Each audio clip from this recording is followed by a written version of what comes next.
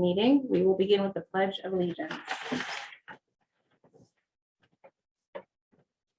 I pledge allegiance to the flag of the United States of America and to the republic for which it stands, one nation, under God, indivisible, with liberty and justice for all. I would like to remind everyone that this meeting is being recorded. If any member of the public would like to make an audio or video recording of this meeting, please notify me by raising the hand icon on your screen, and I will notify the public for the Massachusetts public meeting laws. Do we have anyone who's making a recording tonight? Callie. Hi, Callie. I see you from the Enterprise. Thank you. Mission and vision, Lisa. Okay. Falmouth Public Schools mission. The Falmouth Public Schools creates world-class student learning experiences. Our Clippers are empowered to pursue their goals with curiosity, integrity, and resiliency.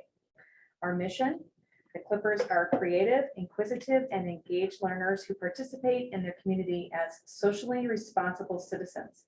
Clippers effectively communicate and solve problems that impact the world around them. Thank you, Lisa. You're welcome. And Bill Ryder for comments from students. Yes. This is from Morse Pond, grade 6, and the first name is Maeve, Maeve. Thank you very much. What is going well in your school? What do you like most about your school? The student's response was, I really like the teachers because they are kind, supportive, and make learning fun. Nice. Thank you, Maeve. Drum roll, please.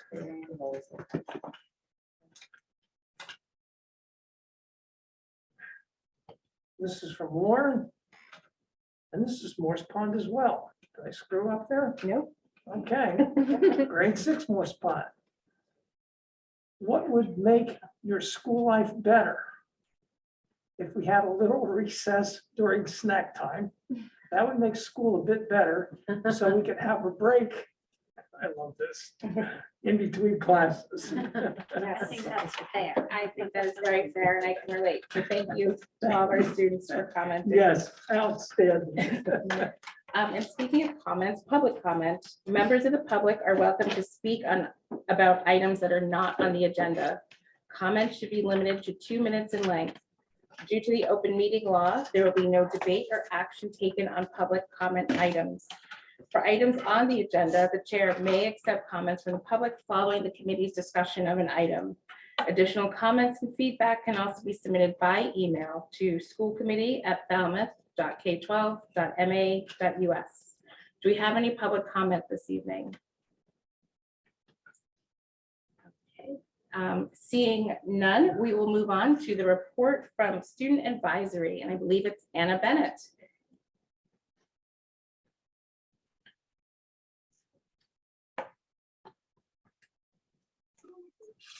Hi, thank you so much for having me.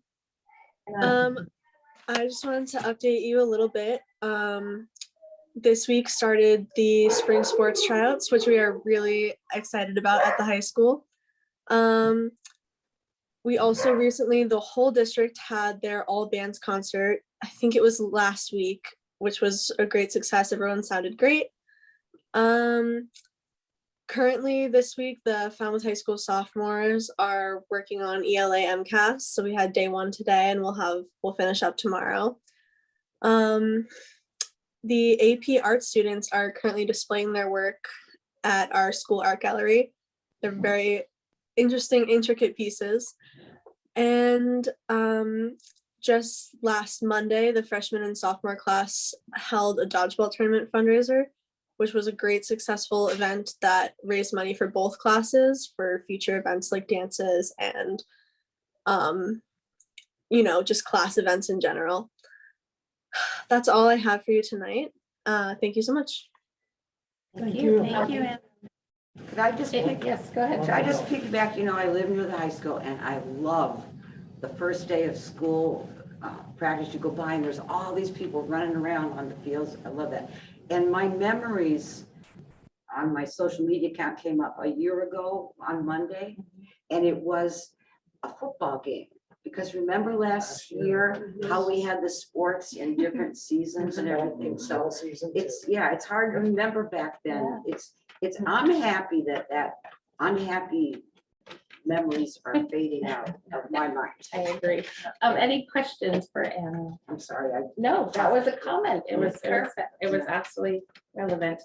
Seeing none, thank you as always, Anna, for joining us this evening. We appreciate the update. Bye. Next on our agenda is first read on license for the Carousel of Light, summer 2022. Lori. Yeah, so the contract really hasn't changed. The only thing that's changed are the dates. And I will say that we have received a certificate of insurance. However, it does expire on June 1, and at that time, we're going to send another certificate, but we have it down that if we don't receive it, then that would be a different story. But they do have a certificate of insurance we've received. Indra. So the updated copy that we got had indicated that it was sort of more back toward the original contract, taking out the COVID, any kind of COVID concerns. So if anything changes, what would be the process for amending that or? Absolutely. So it would, I mean, any protocols that we have would absolutely apply, right? So as it did before, if you feel more comfortable, you could add that into your motion next time. But because it's on school property, it would follow, we would follow any school rules. But we had it specifically in the last contract. Yep, for under G, the licensed use shall take all necessary precautions related to COVID-19 as directed by the Falmouth Health Agent. Yes. Thank you. Good. Any other questions? Again, this is just the first read, and we'll vote on this at our next meeting. Yes. Okay. Another first read of the diversity, equity, and inclusion position for Falmouth Public Schools. That is also in our packet. Lori. Yeah. So thank you. We listened to the feedback last time when I brought up that I was going to bring this to you for a first read. Also, thank you, Kelly, for your suggestions. I met with a teacher group where they went through the job description and gave feedback, and we incorporated that. I am meeting with the student group next Wednesday. It was the first time that I could actually meet with them. So I will get feedback from them and be able to share with you in advance of our next meeting. But I like being able to have a student voice as well. Some of the feedback that we had received, you'll see it may be unusual, the shared understanding of the title. It was shared that we should have our definition so people understand what we mean by each. So we did add that in. The qualities of the person, I think, speaks for itself. Under responsibilities, there are a lot of responsibilities here. We recognize that. We tried to organize it, condense all the collaborative pieces to try to make it easier to read. I will say, even though there's a lot here, they're not things that you're going to focus on every single day, right? There's the data reviews are going to be spread out through the year. You're not going to provide the professional development each time. You may be coordinating it or collaborating with people, but you may not be the one that's always providing that. So it does look a lot, but we wanted to make sure that like everything that that we think is important under this role, we did actually include it. I also want to mention under responsibilities or develop a plan based on an equity audit. Does not mean that we think that the responsibility of the new DEI officer should conduct the equity audit, but I do believe that it's very important for the person to help craft what that audit's going to be and work with the vendor that may be doing the audit that we have. So but no expectation that they would actually conduct that audit. And just the audit itself is usually about 6 months. And so I definitely would, not want to wait because I'd like the person to be on board before the audit's done. So there are the act on. Before you move on to another topic, I'm unfamiliar with what an equity audit is. Is this new on the horizon or? So they're fairly recent, I would say in the last 10 years, it's become very popular in the last 4 years, 4 to 5 years, as well are districts actually hiring a director of DEI, whatever the title might be, is fairly recent where people are really adding these positions in as well. An equity audit, actually, there's lots of components. And so some districts choose different components. Some districts have the entire gamut. So it's looking at the curriculum, data. So it could be assessment data, discipline data, looking at hiring practices to see if there's any discrepancies.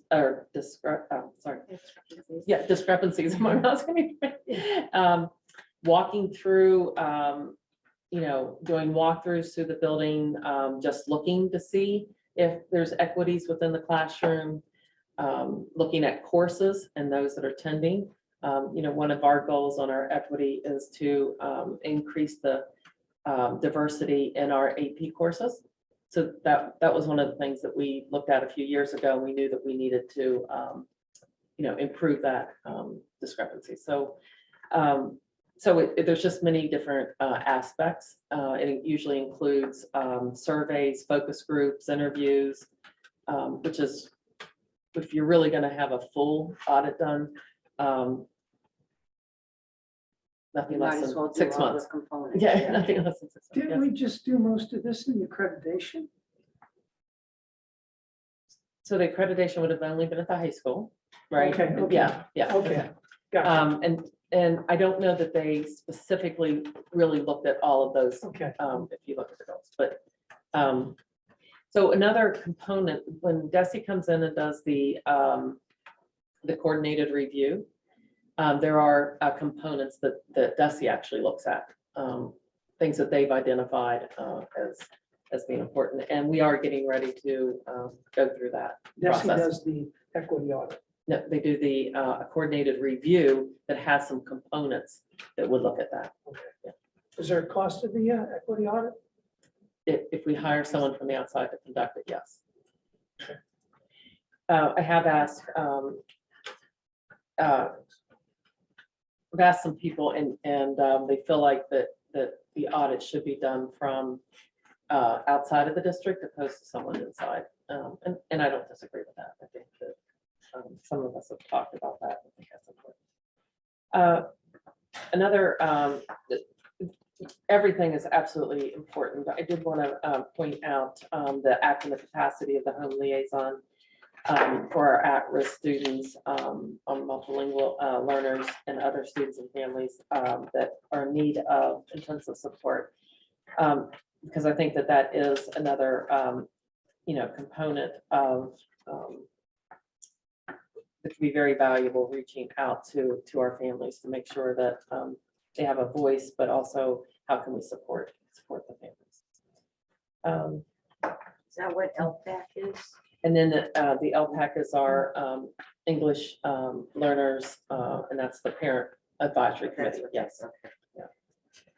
Okay. So, and then the salary that we listed is actually competitive. I did do a search across Massachusetts, and this seems to be right in the range. There were some districts that were up to 140,000, and there were some that were 110, but that seems to be the range for this position. So along with those, that salary range, we thought that it was reasonable to expect 5 years of experience in the role, to have administrative experience, and to have a master's degree. the salary. with it. Happy to answer any other questions. I just wanted to highlight a few points. The salary, part of that salary will come from the town. Yes. Yes. Yes, that's right. Yeah, okay. So my understanding, and Patrick, if you want to jump in here, my understanding is that half of the salary for that position is going to remain in our budget, and we can use that half toward this position. Thank you for that clarification. So will this be a shared position then again? No, this will be just our position. But the town's gonna kick in outside of the budget? My understanding is, Patrick, do you want to speak to that? They already have. It was part of the vote of, what was the year the town meeting was on the football field? 2020, yeah, that's when they're, so it's a line item in the budget. It's yeah, it's the district-wide section. I forget, that's like section 13 or 14, I think, in your budget books.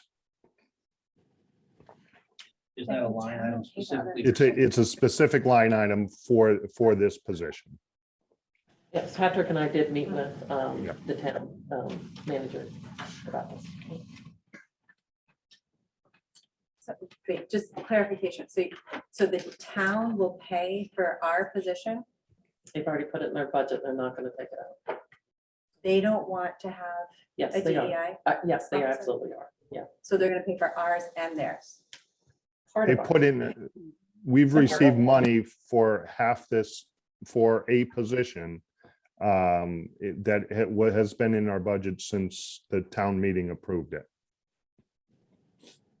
And that, Yeah, similar to like an SRO position that we've had, but it's this half a position that has been funded, has been approved in the budget. so what's the dollar amount that they're willing to pay? What's in the budget is it's something like $44,000.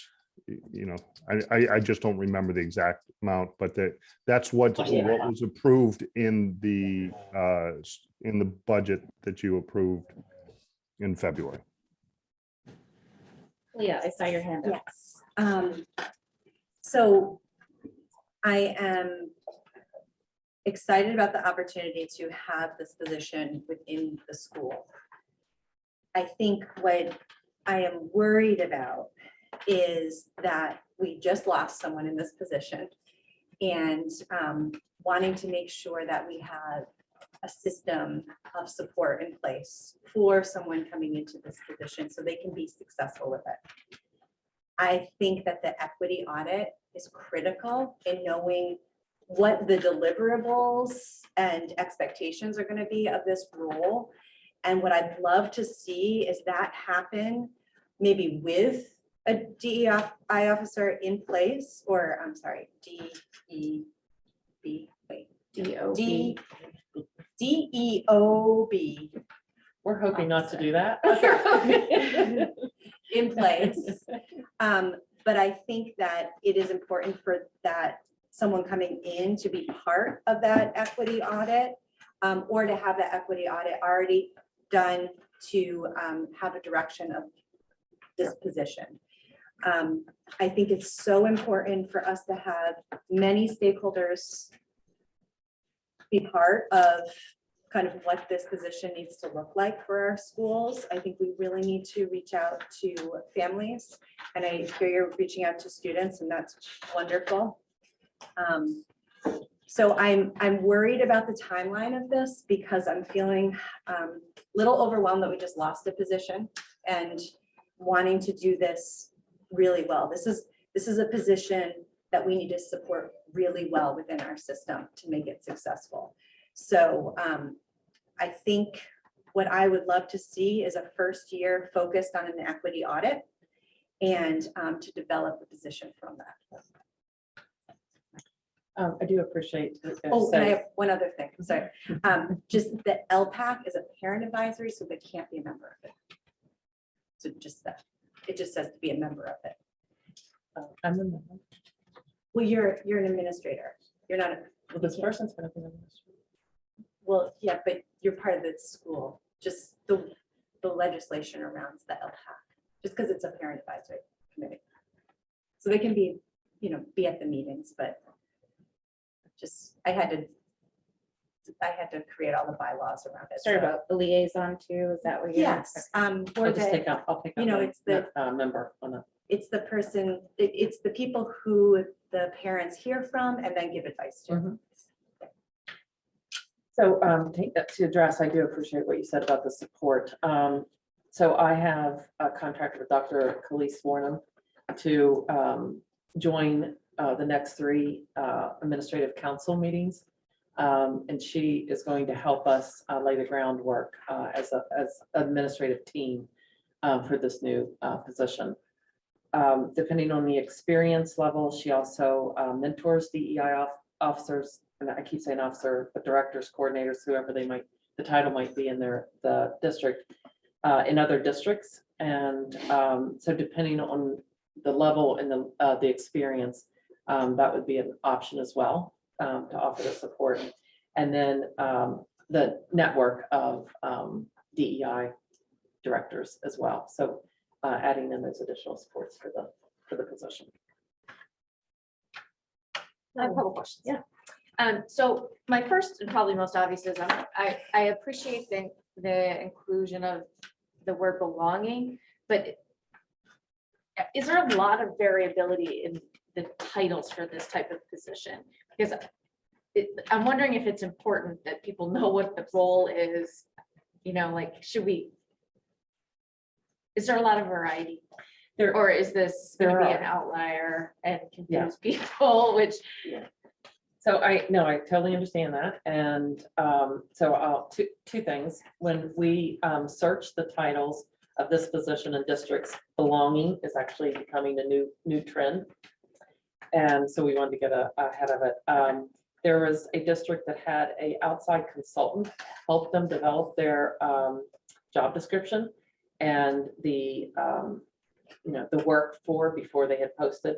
And that was in their title as well. Okay. So I felt like with a consultant company helping, and they come up with that title that, so that was the title that we asked many different, we probably had 10 different titles, and we went around and around on like what we thought. And then I had Sayana Mawusi, sorry, read this as well, and that's where the definition came. Yeah. So she was, as long, you can have the title any way you want, just make sure everyone understands what They mean. Okay. And I like the switch to director from officer. Yeah, I think that's nice. It Thank sounds you. friendlier. Yeah. Okay, so then my second question, in the opening paragraph, we list some of the things that inequity that we're trying to eliminate as impacts of success, but we don't list everything.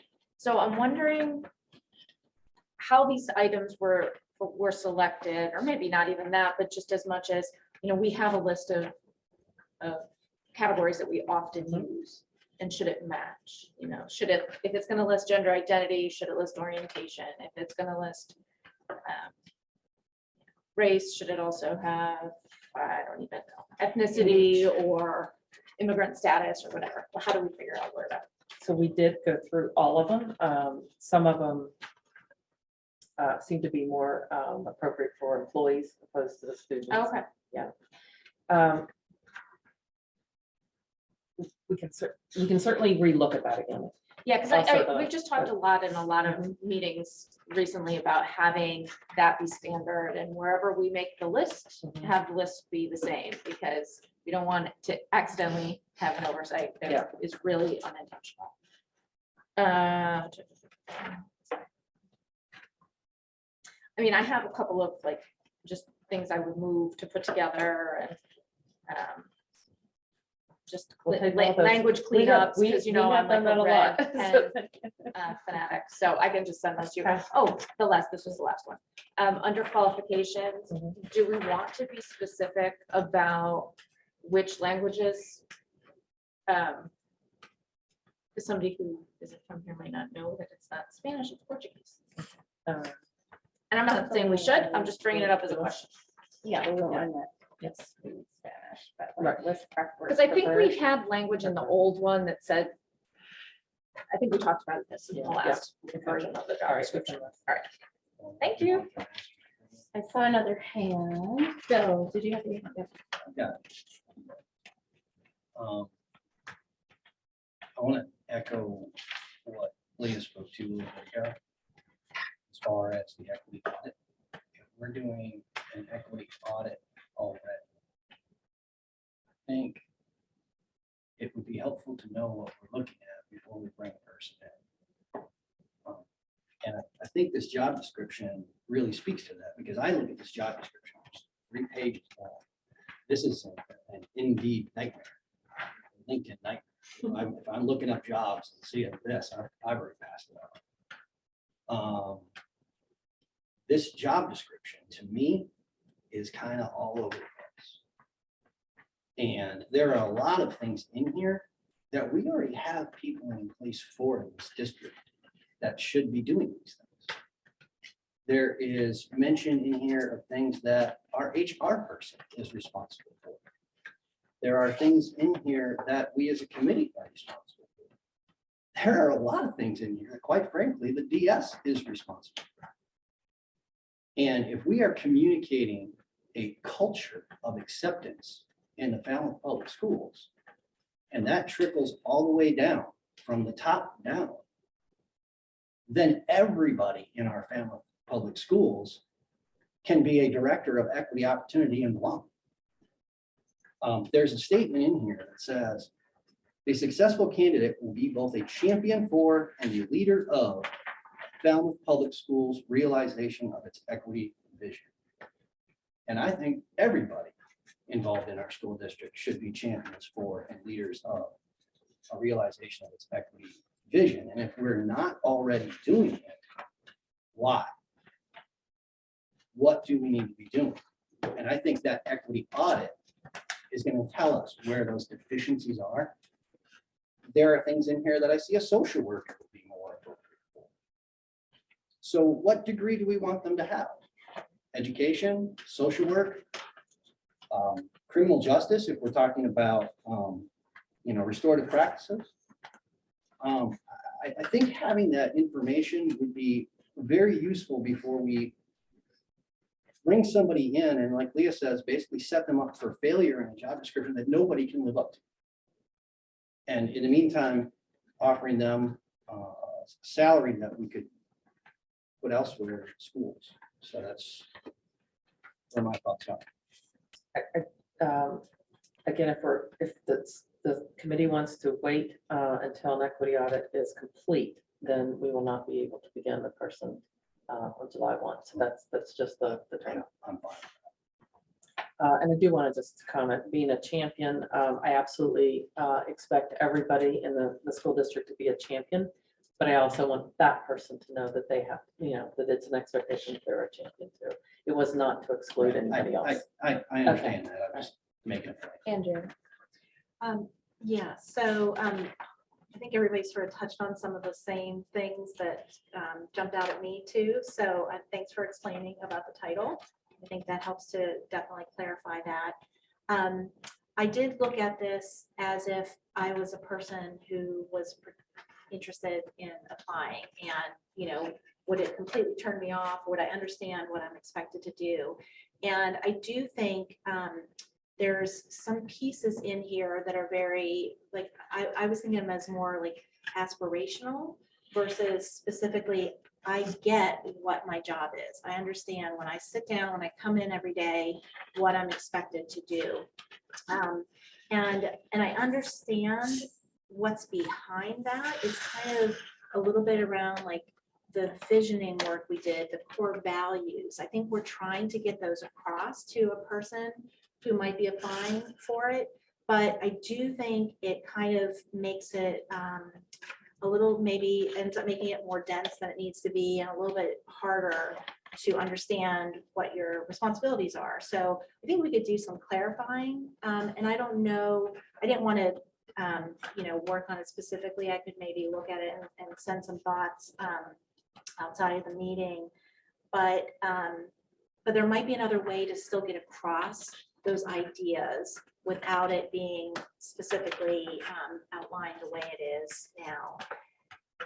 So, and then outside of that, we've been talking about the idea of this equity audit and when that happens. And I know we're getting to our goals updates later. And, we have been thinking about these pieces because it is a goal of the school committee. And we've been talking about different options. And so one of the things I'm wondering is this something that has to happen in a linear way where equity audit happens, write a job description, hire a person, or is there a way to run it in parallel paths? And I don't know the answer to that. But I think if it was running in a parallel path, we would pull back on what those responsibilities are and make it very clear that this is the role right now, but it may change based on that equity audit. That's kind of hard when you hire a person into that position. So like I said, I don't really have like a firm recommendation, but that's just kind of how I've been seeing it. Do we do one then the other, or is there a way, because we don't want to just have a big gap in time where we're not doing anything. And doing the equity audit is a big thing. I wouldn't suggest that that's not doing anything, but if there's things that we want to accomplish that we need this person to do in the meantime, then how are we going to get those things done without a person in the role? Thank you. Any other questions or comments? Okay. Again, this is the first read. Did you want to add anything else before I close it out? No, just thank you for all your comments. If you could send me along the comments, and we will continue to work on it. So Thank I you. just, yeah, so I will definitely do that because you can see all my person make notes. But I guess, coming back to the timing question, because this will be on our next, this is our first read. So presumably at our next meeting, we will vote on this, correct? Correct, but I think that we need to have some conversations between now and then. I don't know if we're ready to bring this to. Yeah, next that's basically one. what my question was, is that if we want to do some research about the order of operations, running parallel paths, running sequentially, and get some insight from people who have done this, because we're not alone. How, I just don't want to be moving forward without having a plan. I think we're all on the same page, Yeah. even though we're coming from different perspectives, Yeah. but we don't want to rush this, right? So just because, this is the first read and usually we have the next meeting and Okay. vote it, we need to pause, make sure we're doing it effectively and correctly. And I'm happy to help. I guess what I'm also saying is, like, if some of that legwork needs to happen as part of goal 2, We heard it here. They're volunteering. we Leah. are. I think we would, though, because it fits in with the Yeah. work that we're doing. So I appreciate that. There you go. Leah and then Terry. I just in just hearing everyone, I really, really appreciate all the feedback that I'm hearing. And I just to Andrea's point around the clarification around responsibilities. So I think what I'm really struggling with is, okay, kind of this order piece, just like what we're saying, but that I don't know if we're going to be able to say clarifications around responsibilities if we don't have an equity audit that has put us in a direction that we know what this is. So that's just kind of my thought is, I don't know if we can necessarily make this parallel. We might have to start that audit first and have some direction so we can develop what this position looks like before being able to have the full job description. Terry. I was going to say that, could we set this up as a Google Docs that we can edit, each member can edit? Because that way I can think about Andrea's comments or Kelly's comments before that night. In a perfect scenario, yes, but that's could fall under deliberation. So we have to be really cautious about all working on the same document. I know, but Here we are trying to do the right thing. I know, We're at the wrong place in the wrong. it's time. that gray area. That's too bad. Okay, But what a great conversation. Yeah, I appreciate it very much. but we're not holding fast. In other words, we're leaving tonight, not holding fast that we'll vote on this next meeting. Is that right? I think that there's research to be done and Okay. some edits to be accomplished, and we will take it from there. Sound good? Great. Thank you. Next up, presentation, update of superintendent's goals.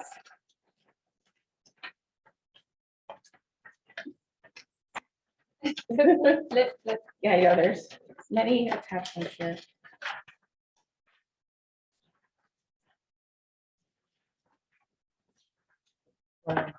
Oh. I did. We all have a copy while Lori and Ryan are setting up of Lori's evaluation from January 2022, and she's going to provide a few updates. from January. Yeah, so just to set the stage, while we're bringing the presentation up. What I did is I took my presentation that I shared in January, which was the mid-year update of the goals. And I added, this presentation is going to look exactly the same because the key bullets for each goal are the same, that they don't change. What's different, and I shared with you, are the notes. And so I will go through that, and I will just do the updates. I know that I just did this in January, and I talked as fast as I could in January, but it was still a very long presentation. So I'm just going to give the updates between January 11th and March 22nd. So, thank you. And so goal 1 is the student learning goal. So implement district and school plans for re-engaging all students in full-time in-person learning in safe and healthy environments. This goal is really about, we were coming back to school this year and full-time, for everyone, and how are we going to engage during still COVID protocols. So all the standards, and again, I will not go through those, but you have those. So these are the standards that this goal reaches. So on the next slide, please. So the measures. So the ongoing planning and monitoring review meetings with the central office and the principals, presentation updates to the school committee and school and district communications. I did add, so administrative council continues to meet once a month. And we have additional meetings periodically. We've had 2 additional meetings. When we have additional meetings, they are focused on specific topics. I provided with you the structure of the council agenda, just to give you a little bit more idea of how it goes. So, we always start with celebrations. We spend time on a book study. The principals share, this is really important for the principals to, and not everyone each month, but they share a best practice with one another, that they're meeting success, so that other principals would also have a chance to hear that and possibly implement if it's appropriate. We do a data dive, so there's every month there's some focus on data. And then we have the questions, comments from principals section. And then we have a section where there's just deeper discussion, often leads into planning, collaborative work district wide. And I gave you some examples of what those discussions could be around. Certainly our strategic plan, the framework for student success, budget planning, evaluation, enrollment, attendance, discipline, grading, student engagement, student assessment. Could be anything around SEL, our new DESA, Restorative practices and other professional development, partnerships, grants, just all the feedback that we have from listening sessions, so that we're actually incorporating that information into our work. Next slide, please.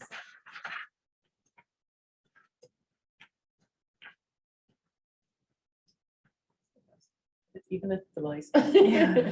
So we have reconnecting with the students. I had given in the beginning, it was really building those relationships, and I had talked about that, but ongoing strategies for engaging our students. We have different programming. We have the Dropout Prevention Grant, the Jessica Minahan PD.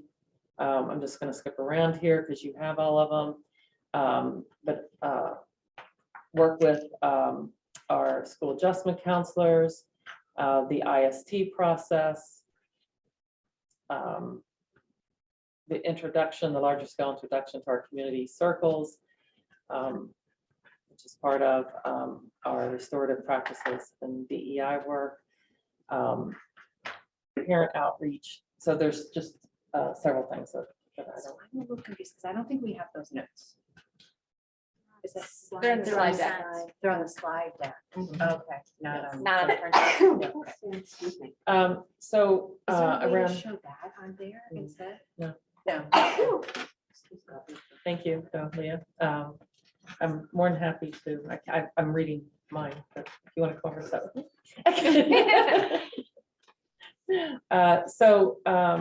Just the growth and achievement, we still have the mid-year and end of the year elementary benchmark math and reading assessment results, academic grades, and we'll plan for a June presentation update on the student growth data. The charting the course of graduation, the vision and culminating work is now in the implementation stages. I added that. Just the increase in the counselors and the plan for the additional increase for next year. And then around the health and safety piece, I just wanted to add, we've had a few changes since January. We had a increasing collaboration and social experiences once the mask have been lifted. We have separate seating in the classrooms and in the lunchrooms, but for the most part, we've moved back to pre-pandemic arrangements. And we still have no identified in-school positive cases among staff or students. I did put 5 to 10% because we were really looking at that as soon as but that has become less over time since the 28th of February. And we are returning to all in-school events. Next slide, please. Thank you, Brian. Okay, and this is align the budget with the strategy. So we had several budget items previously in January. Just to add to that, we are now moving into the strategic and budget planning for the 22-23 school year, including the ESSER dollars and the potential increase of the Chapter 70 funds that we hope we receive. We will have listening sessions from the staff and families around, again, what they see if we do have the increase, what the needs are as far as the academic attendance and discipline data as well. And we've reserved the May and June meetings for the input on that. What I'd like to do, I know I'm in the middle of this, I'm going to stop for a second. What I'd like to do is everyone has access to this, and as we're having those sessions, that I would update the school committee through this process. And that's one of the reasons I set it up this way, so that it kind of builds. And so I know many things I'm mentioning tonight are plans, but haven't happened yet, obviously. So We changed the color. yeah, I sure will. Don't you like that? I love color coding. Yeah, it's so much easier because then we can just go in. I'll be like, oh, I haven't read any of the red. Yeah. Okay, so and then the school committee meetings. Sorry, Brian. And then just all the presentations that we've had at the school committee meetings this year. I had not listed all of those, but just to just as a reminder of the focus there. Okay, Brian, thank you. Goal 2. And so this is the outreach and communication. Very concerned after the year of COVID that we had limited interactions. So it really reestablished the in-person opportunities for engagement with our staff, students, and families, and our community engagements. So next slide, please. And these are the standards identified for this goal. And then next slide are the measures. And then I'm going to move right into the key actions. The next slide. So we have the staff listening sessions. We have the mid-year and the end of the year plan. The conversations with the superintendents, those are the one-on-one sessions that staff members that I go around all the schools and staff members can sign up for. We're doing those twice a year, so we still have one round to go. Coffee hours, 2 additional sessions are planned. Family session in May, and then we have 2 more student advisory sessions. And unfortunately, I don't have any more updates, but I will update this document in a different color so that you can see them as they're happening for more information. Next slide, please. And so these are our community partners, and I did update a little bit about new things like the FEF Gala. We have finalized our earmarked funds that was that 100,000 that Representative Fernandez had set aside for us. With the VIPs, we were working with VIPs and George Spivey with his after school academy, seeing where the collaboration and the overlap success. No Place for Hate. We are doing a district-wide humanitarian aid to Ukraine. Now Fields has set us up with an organization and some individuals that will be working with us and our students to make a connection there. The Clippers for Racial and Social Justice mural has a, we're going to hear about that later, so I'm going to leave that for another section because we have someone here to share that. The Cape Verdean Club, we have our 2nd grade field trip set and to the cultural, the museum and the cultural center. And then we have been collaborating with them for a town-wide Juneteenth celebration. We've had our winter forum now with our Woods Hole and Greater Falmouth Community Partnership. We are working with Michael Kasparian and the Director of Arts Falmouth for the Juneteenth celebration with Arts Alive, because it's the same weekend. And so our Juneteenth committee has now grown to a community-wide event. Falmouth Road Race, there's an upgrade to the Morse Pond Playground that we just learned. And then we are, for the Commer Choice, we are planning on meeting to see if there's a different plan options for next year, looking for possible Commer Choice coaches that will be identified for each district around. So that. And just trying to keep, one of the things we received back from the community members is that the community members that do not have children in the schools that don't receive my letters, they still would like to know our connections with our community partners. So I've been trying to have an article periodically in the community for those members. So we can skip now to goal 3. And this is the focus on diversity, equity, and inclusion, and all the work. We'll just, we've been talking a lot about this over the meetings. We can look at the standards real briefly. Those are the standards. The next slide are the measures, and then we'll go to key actions. So, the cultural proficiency professional learning for The admin, Dr. Mawusi is leading the book study on humanity over comfort. We started that in March and we'll be running through that for several months with that book study. And with the vector solution course, the teachers and staff personal skills for inclusive classroom.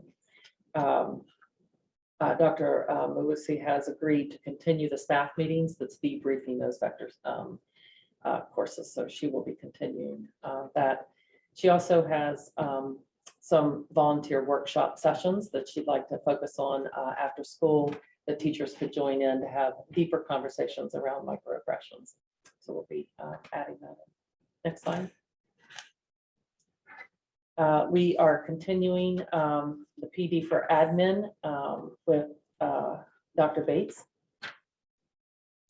With the staff, we had finished the training with all the staff, and now this spring, we're just looking for a volunteers that Dr. Bates can go into the classrooms and model the community circles, or if teachers would like, they could model a community circle and have Dr. Bates provide feedback. So whatever. So we're only looking for a few volunteers in each school for this spring. As we, I think we've said several times, this is a 3 to 5 year implementation. And so really walkthroughs, models, modeling, that's the stage we're really in at this point. The listening sessions, there was feedback from staff that in restorative justice, it is overwhelming. I'm not surprised with the feedback because we're just beginning, and I think any new training, it can feel that way. And I think that the messaging with the our principles to the staff is just that, you know, we're taking this slow. The expectations are really at the volunteers stage, and as I just meant, the modeling and feedback stage. So I'm hoping as we continue to move forward, staff will continue to feel more comfortable with the process. And we're, Dr. Mawusi is also going to collaborate with Dr. Bates so that if there were a particular incident that she could go in and model, which Dr. Bates did for us at Morse Pond recently. And for the admin, that level of it, and then also at the classroom level. And so she's local, so she will be able to do that. So they're going to collaborate around that. Next slide, please. Yes, and we did, just the only thing I added on this slide is the increase in relevant course offerings.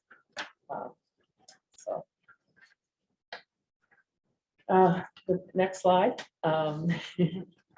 Thank you, Ryan.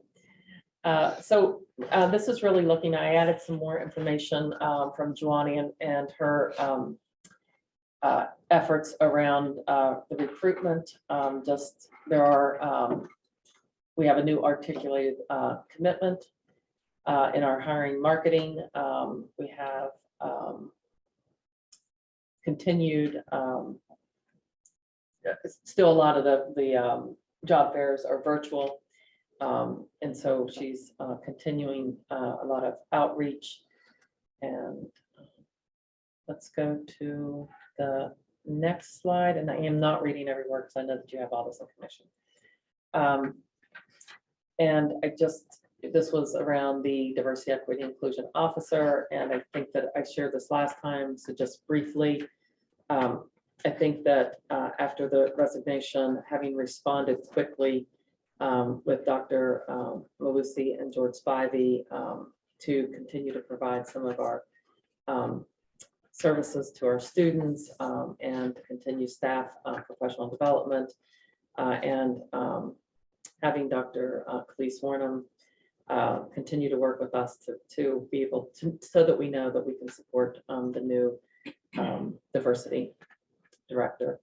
And Mr. Spivey has reinstated his after-school academy that we're very excited about. And he is beginning a new program, the Seafarers Club. And I was talking to, and I said, I think about like, why are we doing this work, right? And I sat with George Spivey today, and he had brought Ron Clark, that's gonna head up the Seafarer Club.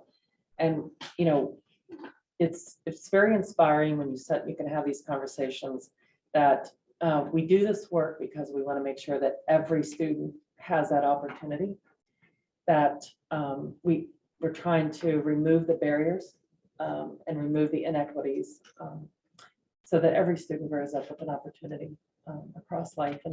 And one of the things that I think that Mr. Spivey and Mr. Clark brings to the table are their years of experience and the years of work and that knowledge, and being able to see the generations, being able to stand and pass that information on to the new generation. It's very inspiring. And I'm going to end there. Thank you.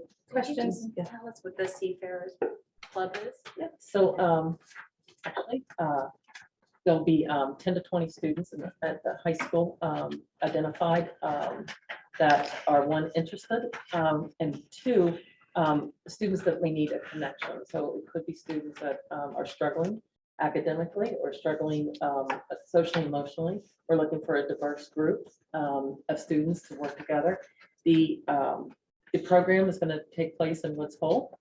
So they've reserved space at the McDougal Marina, and they have 2 vessels. The students will be learning maintenance on the vessels. They have master electricians, master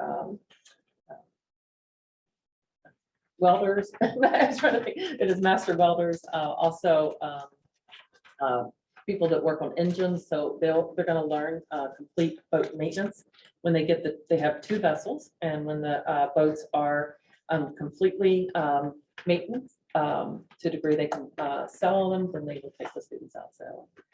So yeah, it's about 10 to 12 weeks for the rest of the school year, and so we're looking forward to that.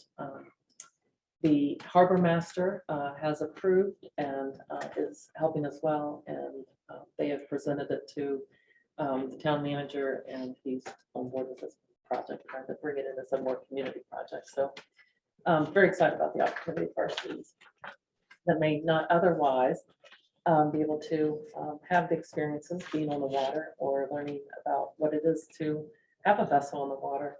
And we live in Falmouth, so it seems very fitting to have this program for the kids. Thank you for asking. Any other questions or comments?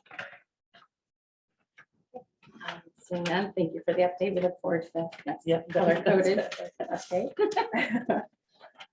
Next on our agenda is presentation on update of school committee goals. Okay, so just to recap, we have 3 goals that the school committee has identified for this year. And what we did this year, we created leads for each goal. And so goal 1, Terry, Melissa, and we focus on communication. So I will begin with that goal. What I have, let me just share the screen here. I created, if I may, as you know, we sent out a survey to all community members in December, asking a few questions. This is an overview of soliciting some feedback from them. And then we also held listening sessions. We had one listening session on March 2nd, and we had one group of teachers and staff and the second group of parents. And then we had another listening session on March 9th, which combined everyone. We are so grateful to everyone who came out and participated in those sessions. There were 65 teachers and staff in the first listening session, probably the same number in the second. And so we really, really appreciated the feedback. For the school committee, there are notes, and I will email you the full notes so you can see all of the feedback that we received. But overall, here are the key themes that came out of the listening session. First of all, I think not only were we as school committee members, but also the public were really appreciative of these opportunities to have these listening sessions and opening the dialogue, and really have a sense of what people are feeling and how we can improve our communication with everyone. It was a great opportunity to share a lot of our information together. And so going forward, we would like to continue these listening sessions on a monthly basis. And I apologize if the font is so small. I'm seeing it on their screen, it's a little small. But anyway, we are going to continue these listening sessions on a monthly basis, rotating throughout the district of different schools. And I think that what we'll do is, I think some, we can sort of discuss this and figure it out, but I think there's value in having just staff together, just families together. Sometimes it's nice to mix it up, but the feedback that we received from the staff listening sessions was invaluable. And so in addition to being appreciative, again, both parties being appreciative of listening session, another key theme that kept coming up was a real desire to prioritize people over technology. And I'll leave that over to Terry with additional items. Okay, so we heard questions from parents about, do we have any data on how much screen time is being taken up in the district? And we listened, but we got good ideas from them too. Like they were talking about maintaining building-based subs who can be more effective. They know the kids, you don't have to acclimate them so much. So they asked, could you look into that further? And a lot of people, there was a lot of talk in both sessions about the TAs, the effective use of TAs. And I'm not sure that we have someone to schedule them better, but like sometimes a TA would have to do at the high school two different classes in 1 hour. So it broke it up so much. And I saved the playlist to last because there was a lot to be said from that. Staff began this conversation. A lot of staff commenting that they thought the playlists were redundant. They had to repeat the work that they'd already done in their Schoology part of the platform or whatever it is. So we asked parents to chime in on that. Okay, because we heard, so we said we want to hear, this is the audience that should be using the playlist. And the parents and students said that they don't really use them, that they can get the information elsewhere, so they don't automatically go to those. So it doesn't, maybe it isn't as useful as we thought. So after I heard this, I was wondering, because so many people talked about the human contact that was important. So I was wondering, who are the modern teachers' practices, that we got into really good for? I'm not sure that right now they're good for Falmouth Public Schools. I believe from what I learned at these listening sessions, that we should not have paid the teachers in the beginning of the year to do those playlists, or should we have sent administrators to another digital convergence conference this February? Because I think we need to reprioritize and make more opportunities for teachers to have conversations, direct conversations. This is what we heard from people. They want, those things that we did were in the remote learning times, but the first thing we did when we came back to school was start up the playlist again. And I thought, what we heard was people were looking for more conversations. I think we learned from the survey we did that when you send out things on paper, you don't get as much good from it as when you actually sit down and talk to people. That's why we're not going to do any more surveys. We're going to physically go into the buildings and see and talk to the people. So anyway, those are just some things that came up about people wanting more people and less technology and less just more people. Great, thank you. And another key theme was communication. Okay. So things that we heard from communication was that it's extraordinarily important to start important conversations with the staff sooner than just a few days before. I think this has also been a theme that we've heard throughout. There was a lot of dialogue surrounding that. That was a common theme in one particular school over another. But it seemed to be, as I think about my notes from those 2 listening sessions, that was definitely, nobody likes to be blindsided. And we do consider ourselves a team, and you don't feel like you're a member of the team when you're the last person to know. So I think that is, it's super important. And again, nobody likes to be blindsided with that. And that I'm really just trying to sum up that portion of the conversation. There was also a request for school committee to spend more time in the schools. Terry just kind of mentioned that. And that included classroom visits, special events, and student presentations. I think pre-COVID, we all made special trips into the school. You know, we used to do the reading in the elementary schools during the month of March. We used to, be invited to attend special events, and who doesn't love student presentations? And those were just some of the highlights that were brought out. Some of to kind of like sharpen that pencil.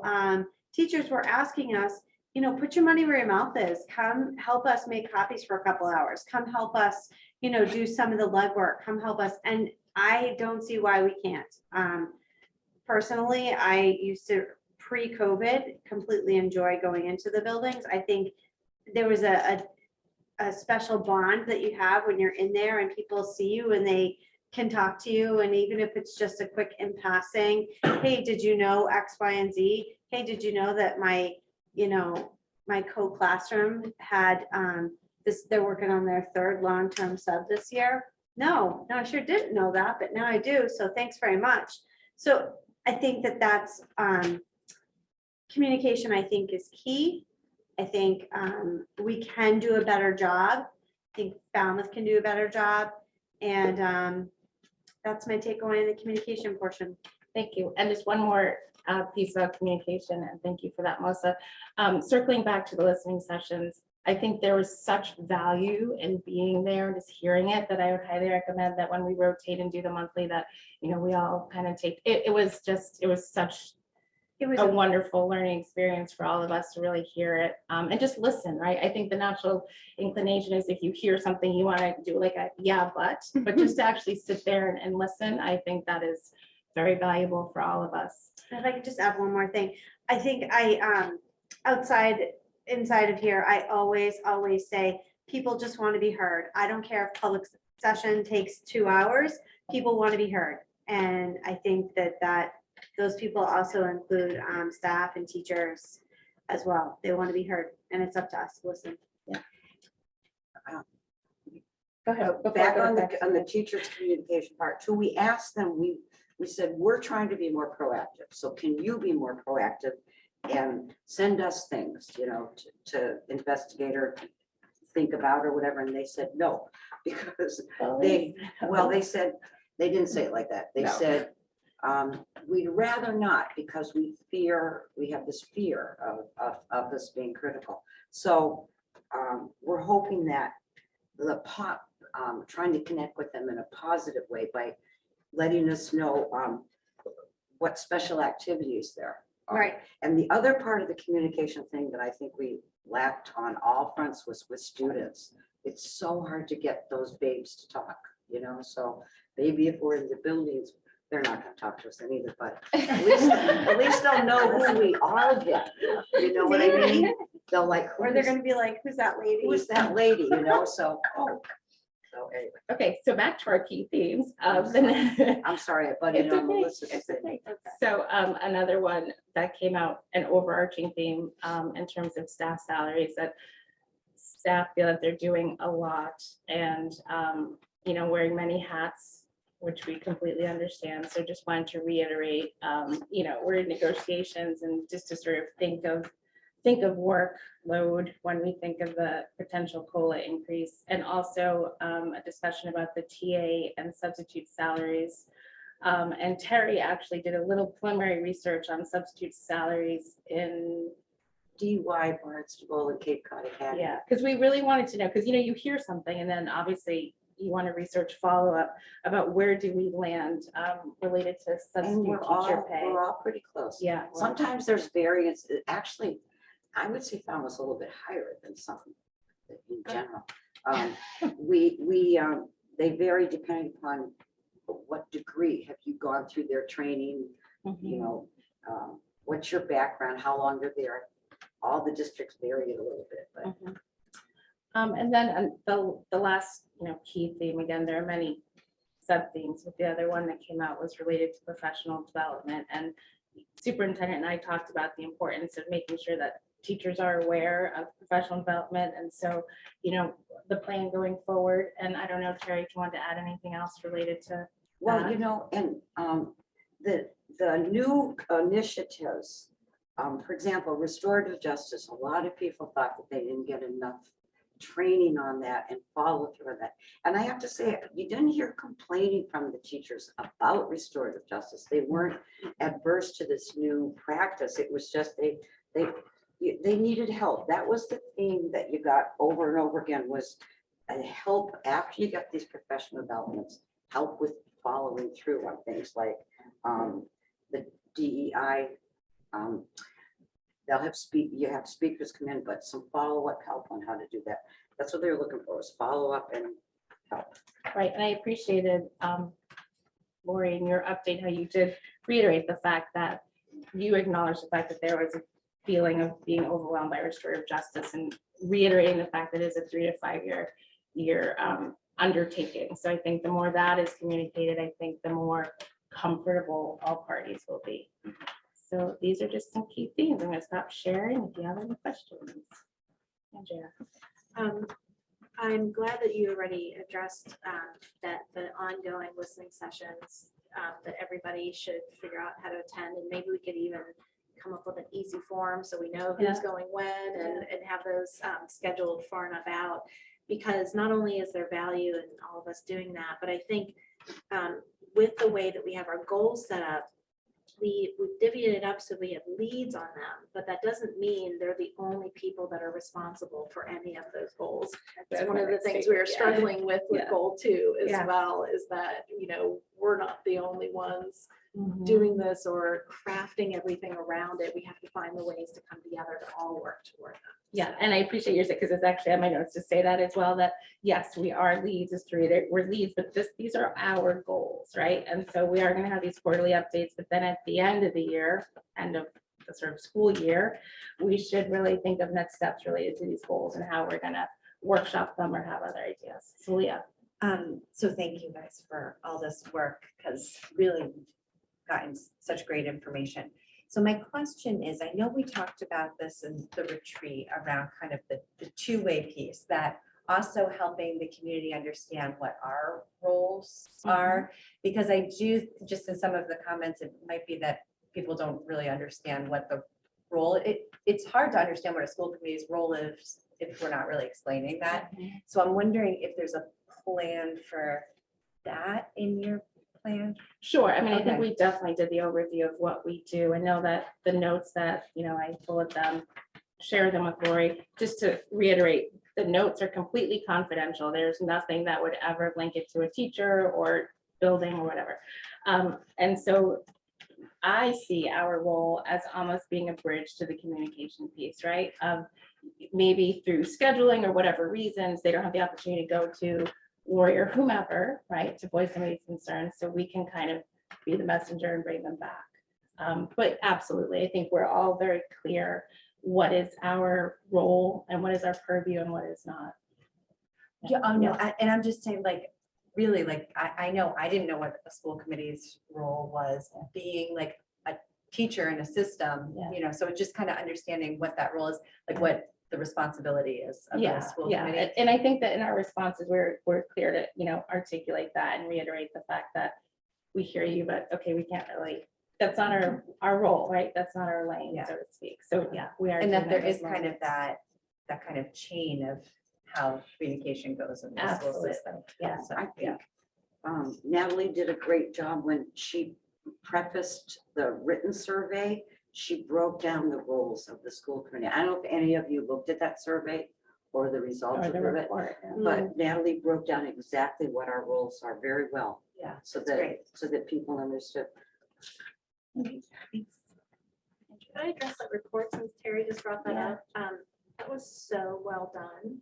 Wasn't- And I know that, we had someone come in and to analyze all that data. And the report was just so articulate and also just sort of didn't just say, here it all is, it's all great, but like address even like recognizing deficiencies in terms of maybe like response rate and saying it's not representative because we haven't, done this across and kind of gotten all the demographic information so that we know that it's from every school equally in all grade levels, et cetera. But addressed it and said, but we don't dismiss the information in there, but we need to look at it with these different lenses. So just all that descriptor in there was just really articulate and well done, and I appreciate it. Natalie, when was that report sent out? 'Cause I somehow missed that. So everything blurs together, so, Okay. yeah, I'll resend it. Will you but- resend it? yeah, Thank you, yeah. because I've got way too many emails and sometimes I'm missing things that. Yeah, folded I'd say into. it could have been 3 weeks ago, it could have been 2 months ago, but yeah, it went, Okay. time blurs together. I'll send it to you Okay, tonight. Yeah, thank you. yeah. Anyone else who didn't receive that, so I know who to send it to? Okay, great, okay, I'll send it to both of you tonight. Okay, so I think that's it from the communication. Goal 1 leads. Goal 2. We're up. So I made notes for myself, but if you let me share my screen, I'll just put them up. Is that possible? Yeah, Who's got who has it? privileges? Oh yeah, you should actually. I do? Oh, nice. Okay. Figured I had to ask.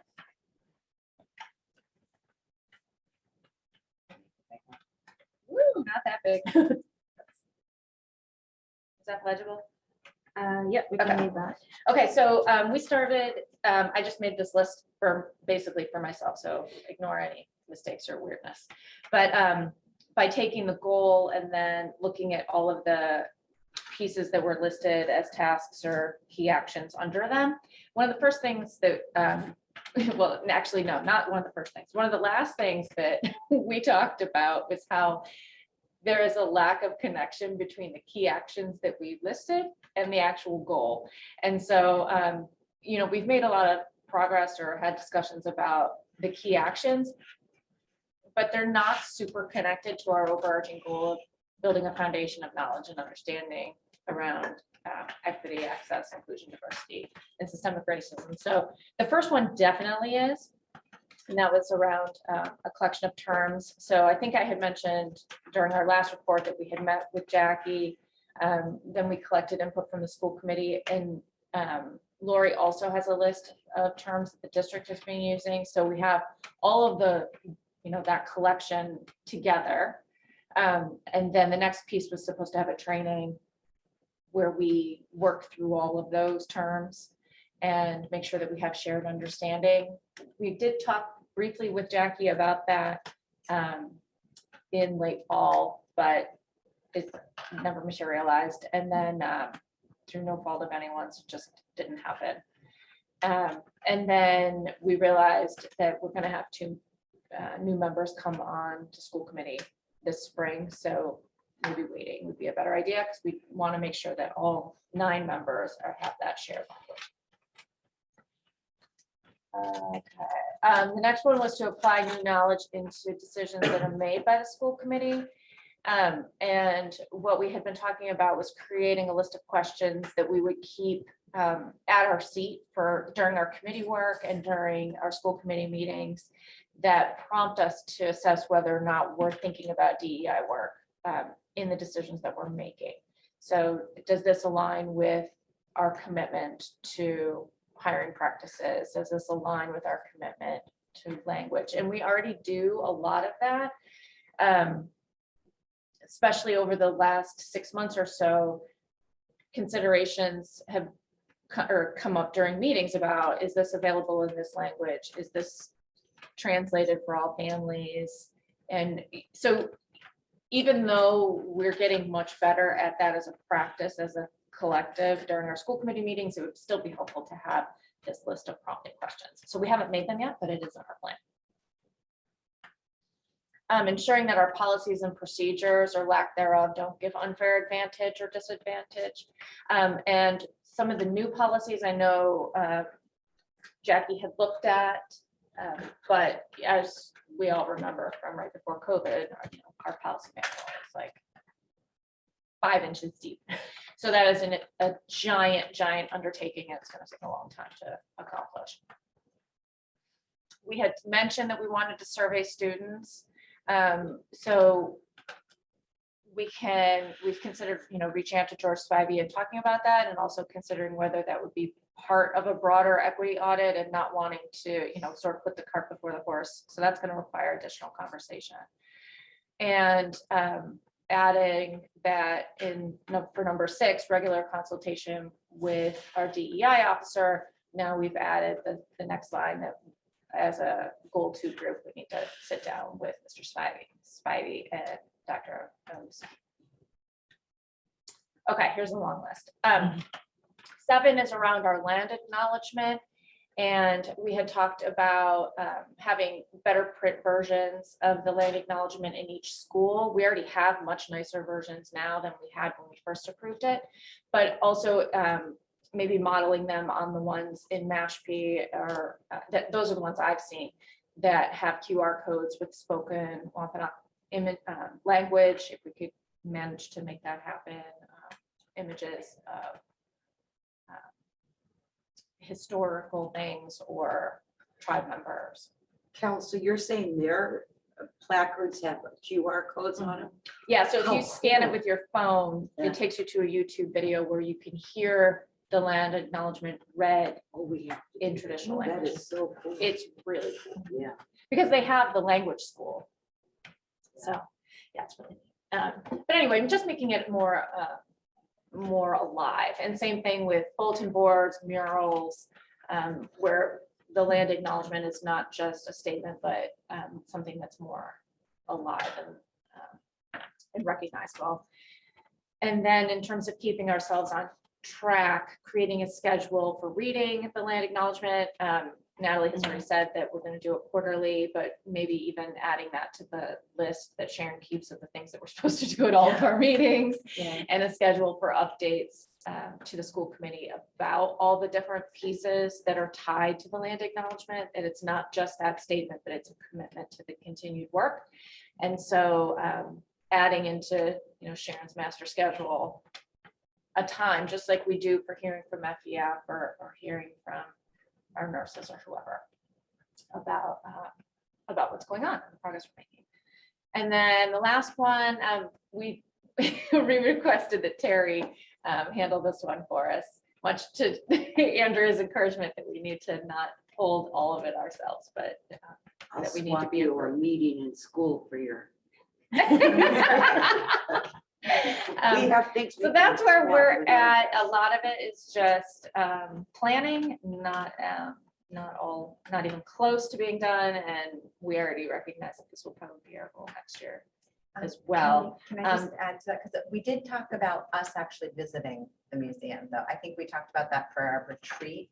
Oh, yeah, we did talk about it. It wasn't one of our key actions. But it aligns but we with, could, yeah. with that. And I think that would give us more of a sense of Yeah, what that the would be- space and it would is be in this awesome. place. It would definitely be good. So the last piece was that we were talking about how, a lot has changed, if no other reason other than just staffing changes and looking at the position in the district being full-time, and whether or not there's anything that the committee as a whole would like us to add to the list to be considered, or that the committee should take on as a group. We're not opposed to adding things now that we're this far into the year. What do you got? So I'm familiar with some equity audit pieces, and I'm working on one right now in the district I work in. And there is an area that is specific for school committees. And I think that might be a nice place for us to start around looking at what an equity audit would be for us. around our procedures and our going forward. So Thanks.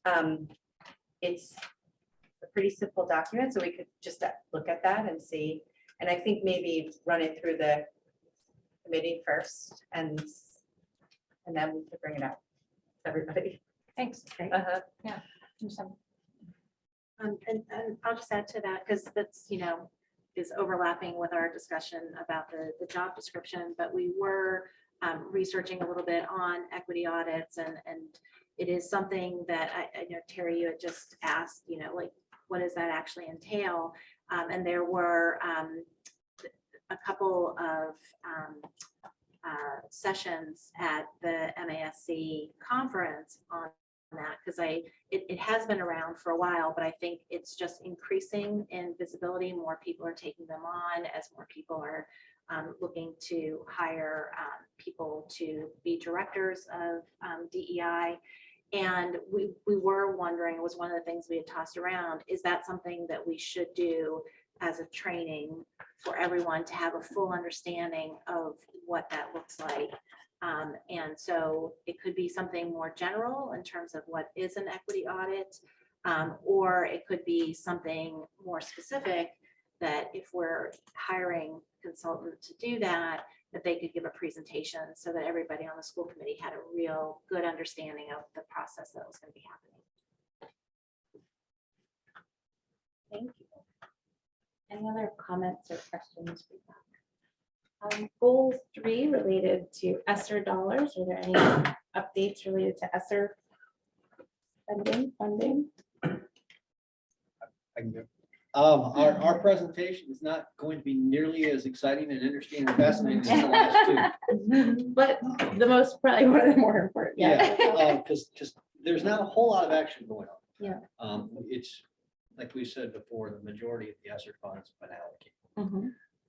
So there was the approximately $500,000 that went towards the stipend. And we did purchase a large number of COVID test kits prior to the state saying they were going to provide us COVID test kits.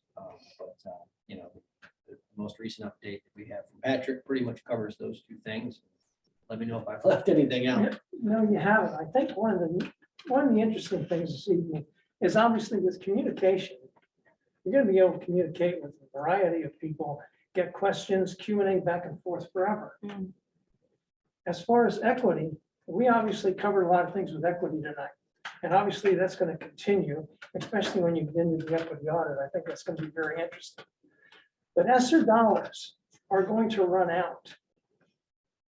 So the reality of this, and this is one of the things I looked at, Bill mentioned the fact that we gave stipends out of $1,084 each of 461 FEA members, which basically ended up as $499,724. The math, it's not complicated. So I guess the rest of the money that's left is like a couple $100, and I think we all distribute that amongst us, and we have a pizza party. Yeah, we wish. The other component is we did get test kits because obviously we needed those test kits for COVID. And obviously we purchased, I think, 7,500. And then the reality of it is after we did that, then the federal and the state kicked in and purchased more for us. So that's ongoing. Two things I wrote down that I think are really important. Federal pandemic funds are not recurring. So when we get to the point where 2024, where we have used all the dollars, then there's two things that have to come into play. And it's educational management and administrative decisions. And those are going to be really important because you're going to have to look at retirements, resignations, needs, enrollment, and all those things to keep a quality staff, keep quality health, and keep observing kids and helping kids the best we can. And the other thing is loss of ESSER dollars means the ability of the district to transition back with limited support. And I think that's really important to know. I think those things we have to think about because we have limited support. One of the things that I picked up tonight that I really liked was building-based subs. If every building could have building-based subs, the communication with kids to substitutes, the knowledge of students to teacher, substitute teacher is outstanding. Esther Dollars actually gave us some of that over the last few years. Will that continue? I have no idea. So, there wasn't much. Bill covered it. I tried to cover it a little bit. I appreciate Patrick Murphy getting back to us. And I know he hasn't felt real good, so I hope you're feeling better, Patrick. But the reality of it is, a lot of things we're going to continue to do. Esther Dollars we won't. Thank you. I appreciate it. Well, thank you all for your hard work on this. It's great to hear these updates periodically, and we'll do it again in June or so. Next up is act on FY 2023 to 2024 school calendar. Is there a motion? I will make a motion to act on the school calendar 2023 to open discussion. I don't want to say approve as written because we haven't discussed. You can get a second. Yeah. Yeah. So you can say. To act on, to approve it. Okay, is there a second? Harry seconds. Questions and comments on the calendar. So we have a first read at our last meeting. Lori, I think you wanted to talk about there was a question about the half days on Tuesdays. If you wanted to speak to that a little bit, how you show the calendar to FYI years. Yeah, so as I do every year with the calendar, and they are 2 years ahead, but I always give it to FEF. They have several weeks, FEA, sorry. They have several weeks to look at it and give feedback. They did not have any suggestions for this calendar, so they are approving as is. I know the question came up about the Tuesdays. So to put the Tuesday on any other day, there are challenges for that. Tuesday is the only day of the week that we don't have after school staff meetings, activities and such. So Tuesdays has always been left open for that, so that I'm sorry. Half days. Yeah, right. So the half days, so the half day runs into being able to stay after, right? So that you have a longer time on the PD. Thank you. Sorry, the early release days. So and I don't think that Fridays is a popular day to put it on because there's been a lot of research that when you do the professional development on half day on Friday, that often your attendance will go down on Friday mornings. So, Friday is not it would just be challenging, and we certainly don't want that. My understanding, this has been a long-standing practice, and FEA has never asked for it to be moved. Certainly have not asked for it to be moved in the last 4 years since I've been here. So it would have to be negotiated because it is the use of Tuesdays is in the contract. Questions? Comments? Leah? So, I don't see any problem with this calendar, but I really want to respect the question that came up because I think it's a really good question around, do we just keep on doing something because that's the way it's been done? Or is this really what's best for the professional development of our staff and for the families in our community? So I think my suggestion would be that we do have a committee that looks at this and around professional development days and looks at what other districts are doing and thinks, whether or not this is the best fit. And not saying that this would, not for next year, but for next year, starting the committee, not changing the calendar. Sorry. And that would be my suggestion. that would allow for a lot of time too, because it would have to be negotiated. And we're in contract negotiations now, it would be the next round. So it wouldn't be something that would be implemented for 3 years. Can I make a suggestion on the committee? Perhaps it could fall to the calendar committee to do that legwork. Remember that committee? Remember our committee? Yeah. Let's bring it back. Because we talked about that on the calendar committee. We did And talk we about it. actually We did. got things Calendar. moving around, having calendars We out did. earlier, so. We did. Calendar That was your committee. push. I remember that because your district has different, So nice to have 2 years out. I know. Okay. That was like. You heard it here, and I think I have 2 volunteers for the calendar committee. Not me. No, I was on it last time. I did my That time. committee Field needs work. all Because different we did- representation I just though, teased not it. just. Yeah, school yeah, committee. Yeah, Good for save. sure. Good Yeah, save, Yeah, okay, Phil. Yeah. your turn. And just a couple of points to kind of piggyback on that as well.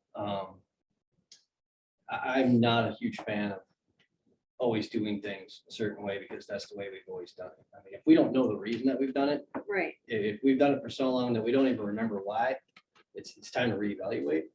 But I also think we need to remember who our customers are. And our customers are the students and their families. That's who we serve as a educational system in this town. And so we need the input of how these half-day Tuesdays affect the parents and the working parents that are out there. I think sometimes we forget that there are parents out there who don't get these days off. I don't forget. Yeah, yeah, absolutely. There are some parents out there who are not working from home that are working every single day during the day, and midday Tuesdays are not convenient. And I've heard that from several parents that have approached me about this. So I do think that we absolutely need to evaluate that. If there's nothing that we can do about it because it's contractual this time around, then I guess we're kind of stuck. But I do think we need to look at that moving forward and see if that's really the best bet. And if the only answer that we can come up with is because that's the way it's done and that's why we put it in the contract just for continuity's sake, then it needs to change. Or at least needs to be evaluated. I appreciate that.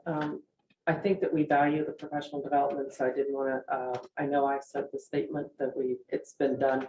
I guess I'm saying that no one has challenged the value of the professional development that happens on the Tuesday. If we're just talking about changing it to another day, that means which is, possible, we'd have to rearrange everything else that goes on the other days of the week. But if you're talking about, the professional development, whether we have early release or not have early release, regardless of the day, I think is a different discussion, because I think it's whether we value the ongoing professional learning of our staff. Well, one of the questions I get asked is why, instead of doing it basically in half days, why can't we do a full day, instead of 2 shorter days? Can it be combined somehow so that maybe there aren't as many of these early release days that are a struggle for a lot of parents out there in our community? So I will tell you that actually professional learning for the staff, if we had full days, would actually be better. It'd be better for the ones that are developing. So I don't have that, but I'll tell you what the trade-off on that is that we have to go 180 days for students. It would extend our calendar. And cost. Those things All count, we things. could discuss in the committee. Yeah, I Correct. Yeah. Yes. So, Good yeah, idea. Because there are other ways that we could then look at where we need to make up. So yeah, I think great feedback in general related to, how we get to our school calendars, but there is a motion in a second on the table to approve the calendar for 2023, 2024. So since we're all here, no one's zooming. I know, we don't have to do roll call. All in favor of approving the calendar for FY 24, say aye. Aye. Opposed? Okay, it is unanimous. We approve this calendar. And we will look into reinvigorating the calendar committee. Next, act on surplus fitness equipment. Lori. so Mike Siliberto, the Director of PE Health and Wellness, has evaluated the equipment, or assessed the equipment, I probably should say, And we have some broken equipment. And then, so that just needs to be surplus, but there are, even though there are some double squat racks that are also broken, there is some place that would like to take them. And so we'd like to be able to surplus them, but give them, and we always check if anybody wants any. So we do try to give things away as we need to replace things. Can you just remind us of what this means when you surplus something? Well, What's always the process? hope is it'll go somewhere else because we're going to get new equipment. But often it means that, the items are thrown away because nobody wants them and they're really not usable anymore. Mhm. So it's just that we're removing them from our inventories, yes. Yes. Thank you. Okay. Inventory. But there's some process, right, that it's then noted or something that. Is there a process Well- through the financial office? Oh, yes, of course, Patrick, but all the surplus is also kept on record, in my office. So Okay. Sharon actually keeps track of it. And I would just like to comment, I appreciate the fact that we do go through this process. I'm familiar with another school district that does not go through this process on a regular basis and has thousands and thousands of dollars on the books in storage fees because they never surplus anything that they haven't used in years. So just for fiscal responsibility, I appreciate that we are going through this process. Yeah, thank you, Patrick. So is there a motion to approve the surplus of fitness equipment? Make a motion that we approve surplus of an elliptical, 2 bikes, 2 adductor machines, and 4 double squat racks. Okay, second. Reading it. I have to do them differently. And you said 2, actually.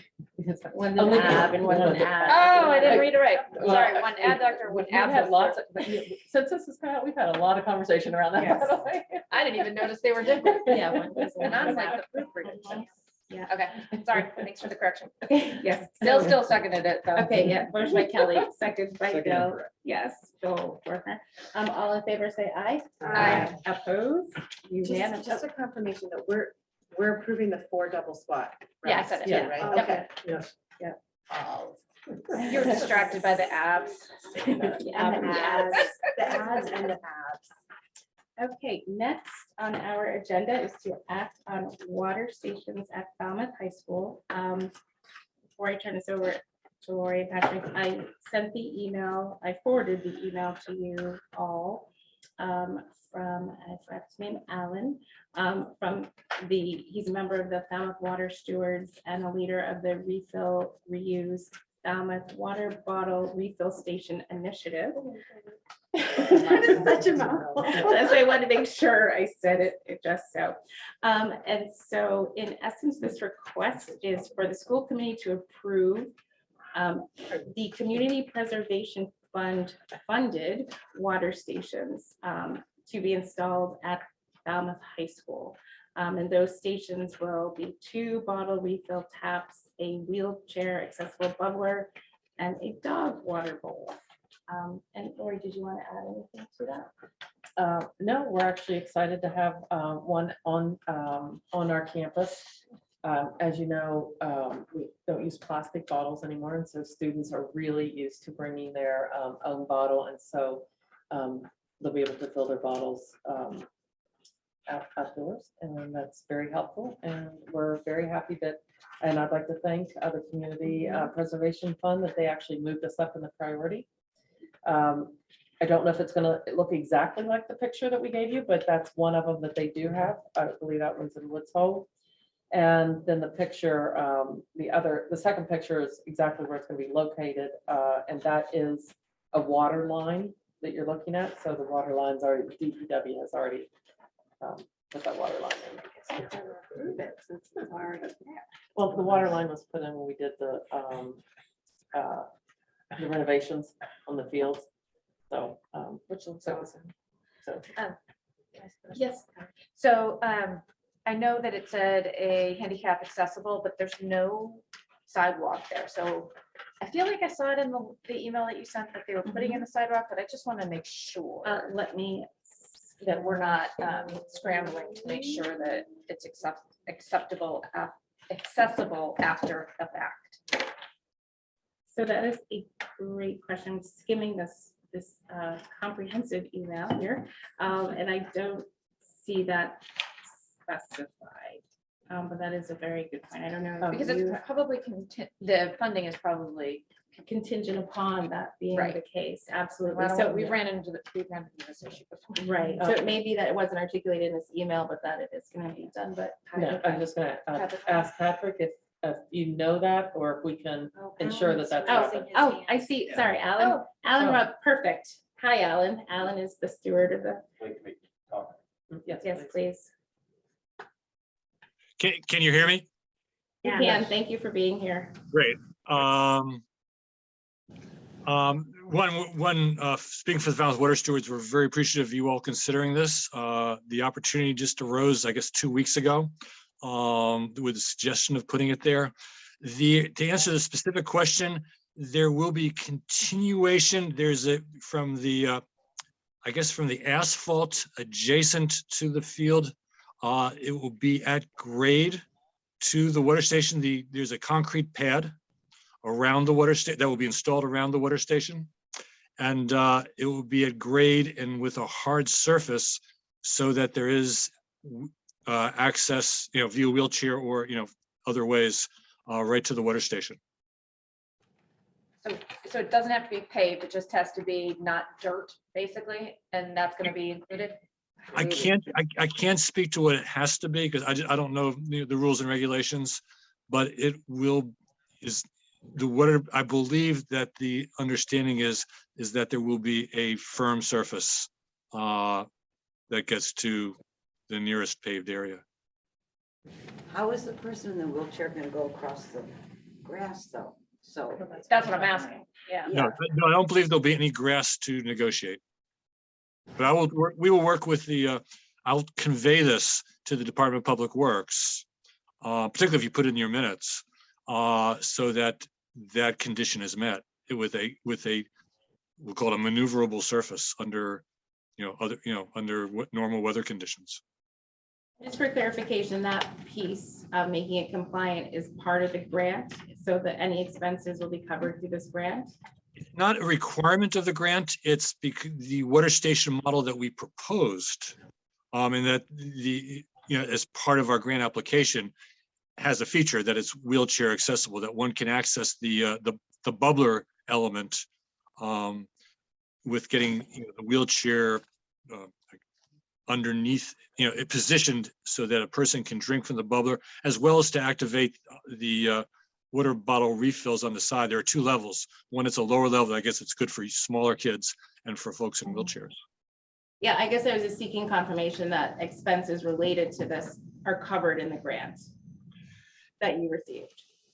What's very nice is that the Department of Public Works, while we did put money in for the grant to cover them, they've actually are doing this as in-kind services, basically. So they have responsibility for the grading and the concrete and so forth. And I don't think there's any, again, you could specify it in your approval that there be such. I don't think there'll be any problem with that at all. Great, thank you very much. Any other questions or comments? Yes, it is. Thank you again, Alan, for making yourself available to be here. Very happy. Thank you. So is there, Leah? I'll make a motion to approve the water stations with the grading for handicap accessibility. Perfect. Is there a second? Kelly, second, and we're all, Alan, did you want to add anything else? See, your hand is up again.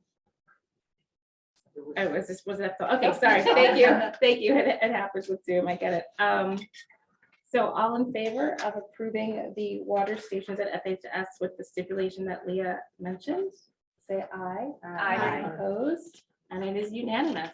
Thank you, Ellen. Thank you so much. Thank This you. is great, we appreciate it. Update by the superintendent. Yes, so we're gonna start with a very short video. And then Ryan, while that's playing, could you please promote Mr. Feeney, Ms. Vendetti, and Ms. O'Brien, please? We are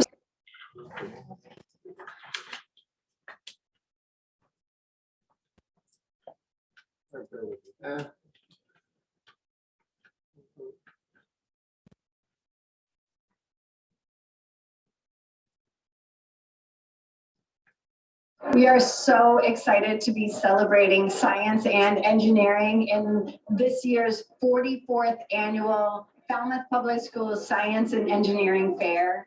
After being virtual last year, it is so amazing to be here in person celebrating all of these amazing, exciting projects. Sorry, I gotta stop that for just a second. Oh, it's not. Oh, it wasn't sharing for It everyone wasn't else. sharing for everybody. Yeah. We'll just pick it up. We have over 150 projects, grades from elementary, middle school, junior high, and high school are all represented.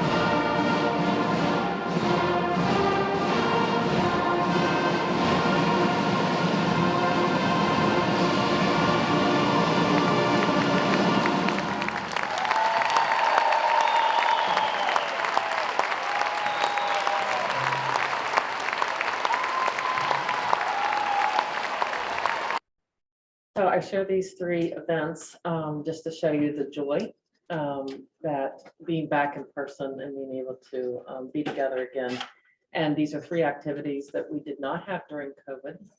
So the science fair and the all bands night, but also the competition with the curling, the four elementary schools were able to get back together again. So I could have shared that, but I couldn't have done any better than showing you the joy from everyone. So. And we have, I'm going to turn this over to Sarah Vendetti. I don't see her yet. Oh, is she there? Yep. Oh, there you are. Hi, Sarah. Before this answers the question, our continued connections with the Wampanoag tribe that Andrea had asked last time. And so I brought three guests with me today to kind of answer some of the question things that we're doing. So Sarah. Great. Hi, everybody. Thanks for welcoming me to your meeting today.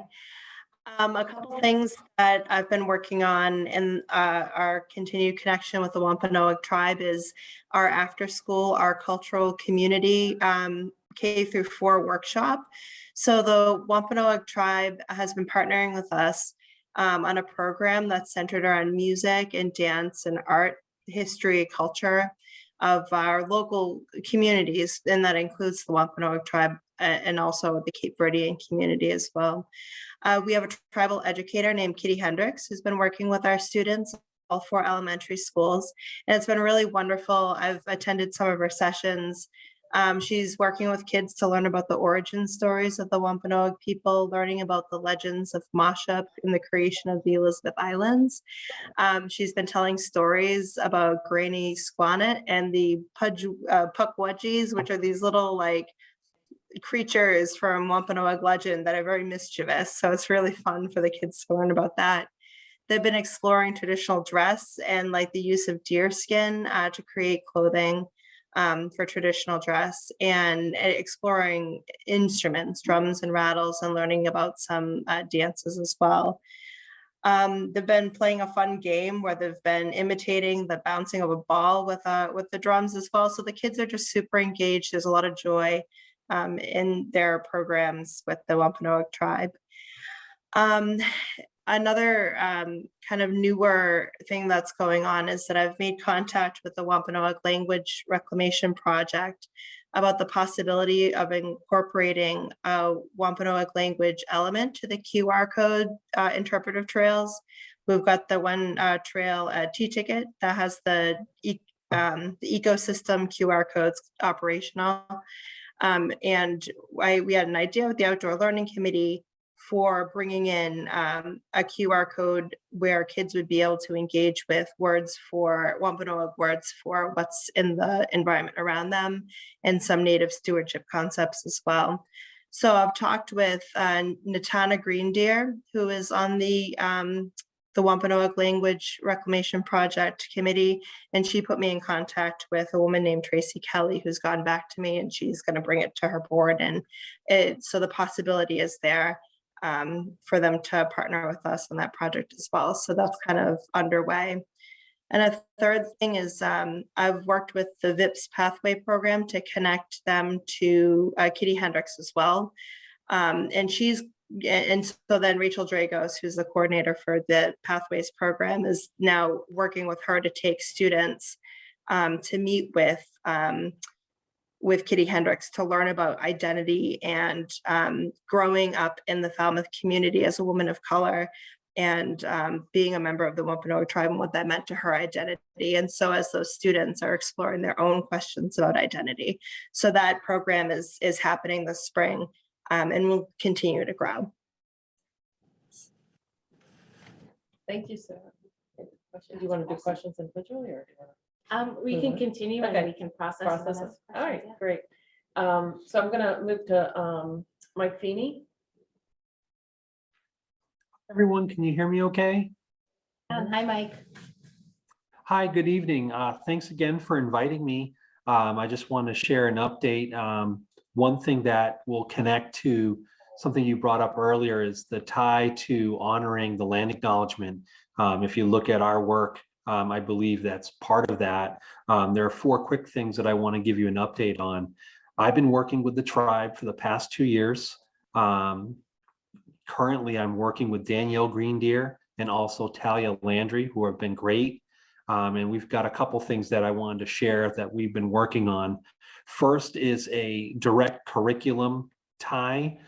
We offer a social justice course at Falmouth High School, and they met with me over the course of the year. And we also met with my social justice teacher, Mr. Mike Gennaro, and we were able to build a unit out as part of our racial injustice piece about an incident that the Mashpee Wampanoag tribe experienced back in the 1970s.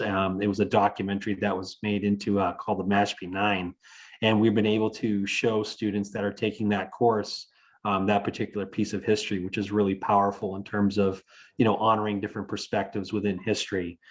Another project that I'm working on with the tribe is I'm kind of leading them through a tour of the social studies frameworks, like K through 12.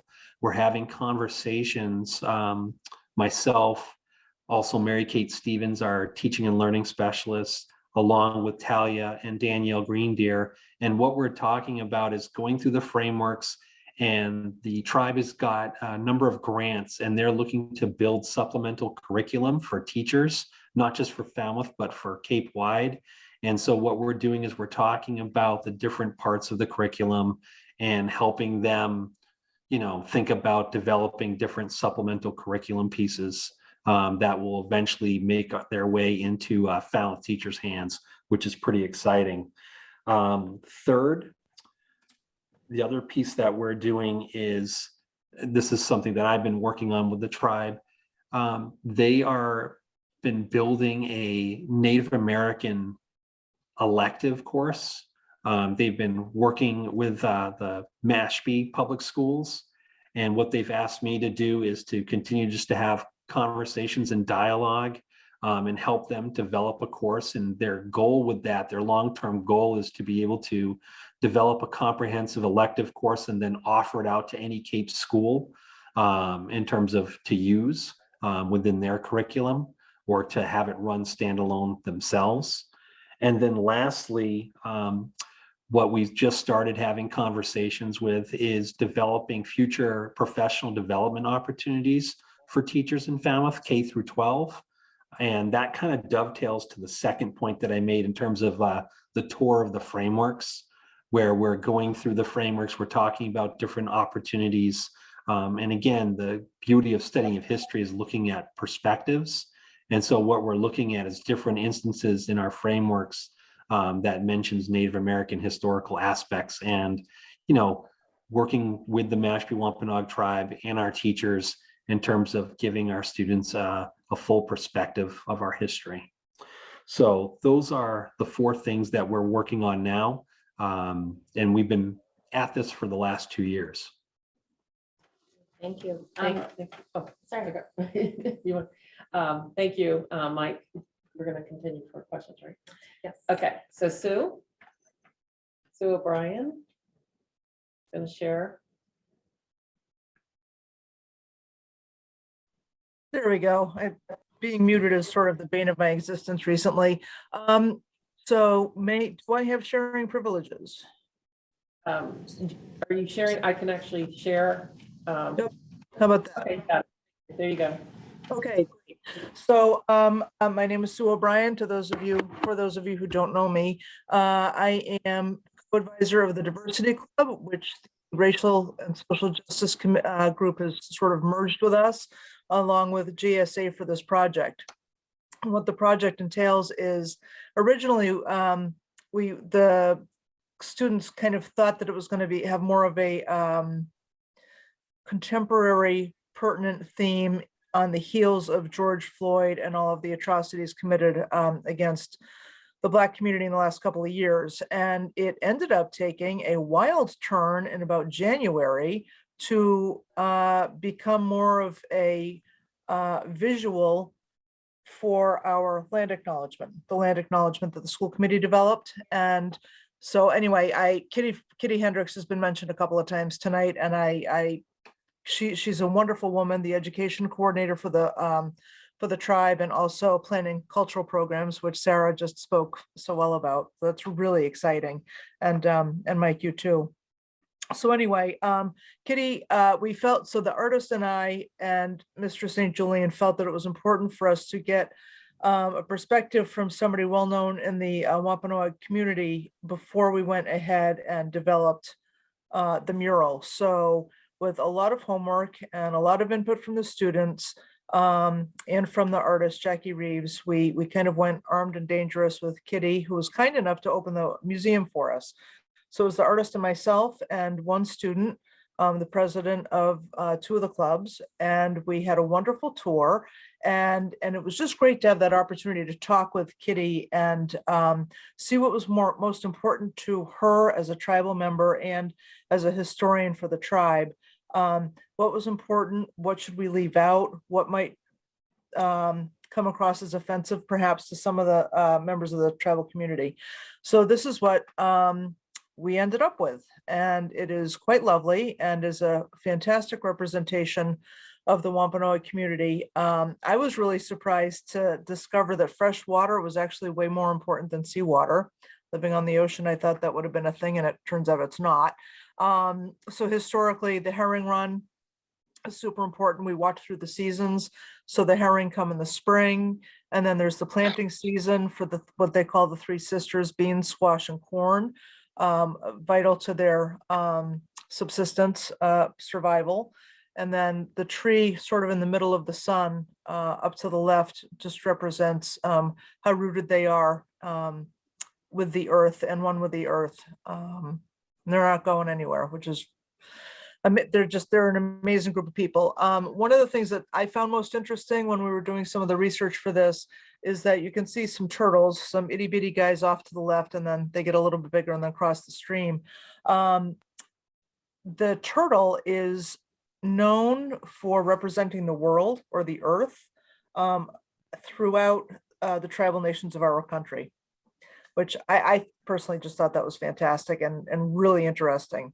Anyway, the reeds are important for basket weaving and other things. There's a person telling a story around a fire up to the left, and then another representation as well for of the deer and the coyote. And I think, oh, and there are fiddleheads represented. I never heard of a fiddlehead till about a year ago, but apparently they're really yummy to eat, and that's a thing. And for everybody, I guess. And then also there are some kind of frills which represent the cranberry harvest in the fall. So anyway, the long and the short of it is the mural certainly captures many elements integral to the health and well-being of the tribe, land and water. So it's been a pleasure to work on this, and this will be officially unveiled. We started painting last week. It'll be officially unveiled in early June. Thank you, Sue. That was Since wonderful. she's talking about the symbolism, could I ask a question about the symbolism?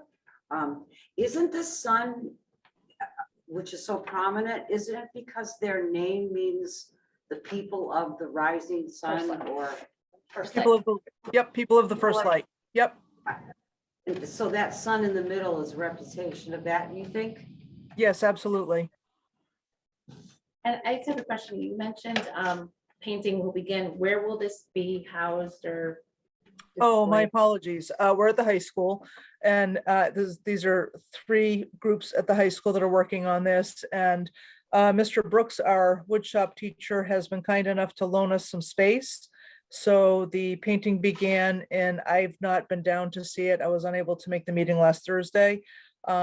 But it started last Thursday somewhere in the shop, and we're hoping to continue signing. We'll be signing kids up, not this week, but next week during clipper time and during lunches, if we can get enough adults involved to kind of supervise that. And that'll be done outside the cafeterias, weather permitting. And then it will be hung after it's on, during the unveiling, it'll be hung in one of the cafeterias at the high school. That is so cool. Beautiful. So before we move on from this piece of the update, are there any questions? Sandra? Well, first of all, I'm so glad I asked this update, because this is amazing. I mean, literally had no idea how much work was being done. So thanks to everyone who's taking this and running with it and providing all these opportunities for our students. I did have just one question for Sarah. The programs at the elementary school that Kitty Hendricks is doing, did you say, is that for all elementary school students, or was that sort of a special program? Was open to all elementary school students. We had an enrollment period where anybody could sign up. And this first round, we didn't completely fill any of the programs, but we hope to offer it again. And we'll have to talk about, you know, how to provide the opportunity for any student that wants to participate, maybe running it multiple times if there's a need for it.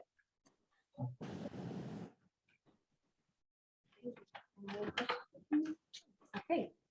Thank you to our guests. I really appreciate you coming tonight and actually waiting a couple hours to be able to present.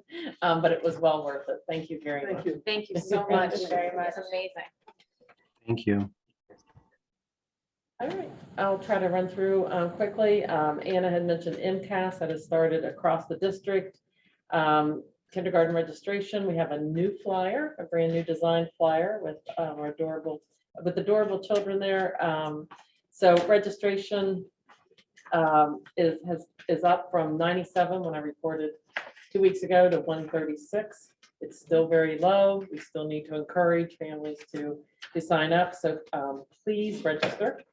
I just want to recognize Dr. Tellier and her quills and quotes opportunity for our students. It's really a wonderful tradition in its 8th year. So thank you, Sonia, for keeping that up. I'd love to see the video and the students the last couple of years, even though we haven't been able to be in person, but maybe this year. So there was a email questioning about the Falmouth High School facilities. Patrick, I'm going to turn it over to you, so you might be able to address that publicly tonight. Sure, I did respond to it, and I brought the folks at Falmouth High into the conversation, the principal and our director of health, wellness, and PE. It was about making the facilities at the high schools, I guess, specifically, and across the district available. And I think the general theme here is that we are going back to making our facilities available, as we did pre-COVID. There's a facility rental process because we are responsible for staffing our facilities.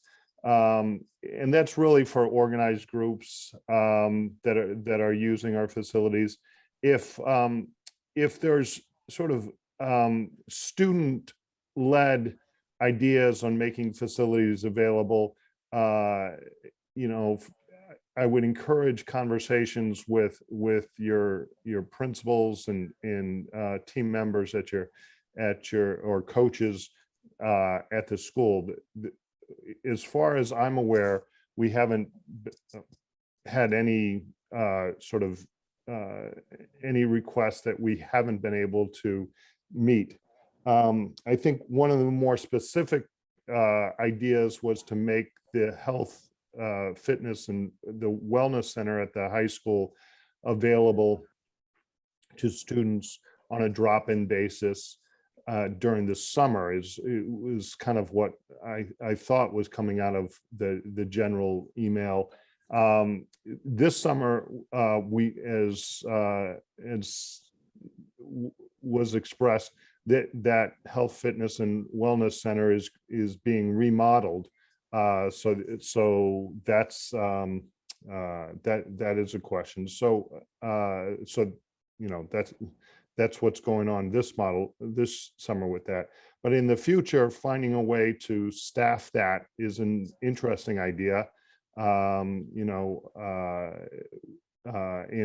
maybe that could be part of summer programming in the future. And I'd leave that up to folks at the high school to have discussions with students and coaches to see if that's something that is really wanted and would be used. Thank you, Patrick. And I just, there's 2 flyers in the packet. The one beautifully designed about the staff listening session. I take the credit. Sharon's the creative one in the office, so I give her credit for that. There is a listening session for staff starting next week that we had mentioned. But Sonia, I'd like to, the other wonderful story, that event that's coming up is the World of Stories. Could you share a little bit something? I know you can do it eloquently, please. Sure, thank you. Really excited. Christine Nicholson was one of the first people to step out and apply for the FEF community grant when they launched them back in the fall of 19. And she was working in collaboration with Joanne Fishbein, one of our beloved community members in Falmouth. And they started with the idea of suitcase stories. And so since then, Cheryl Hamilton has created her own storytelling company, Stellar Stories. And she approached Christine and said, as we're moving through the pandemic, I'd really love to reinvigorate the idea that we had of our students telling their stories of how they came to be in Falmouth, how they came to live here and what their experiences have been. So we accessed those storytelling units, and Cheryl came in and she worked with students in grades 7 through 12, our multilingual learners. And through that process, they were amazed at how poignant and eloquent our students were in telling their stories.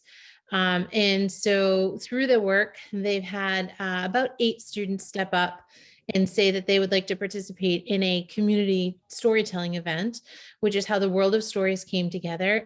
We have a community member, we have a member of our faculty, and this team of students who are going to be joined by one of the professional storytellers from the GBH storytelling series, And they're all going to come together on the evening of April 14th at Lawrence School.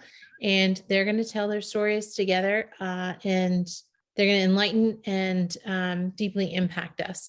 So we're really excited to bring this forward and hopefully create a new tradition for our students in our community.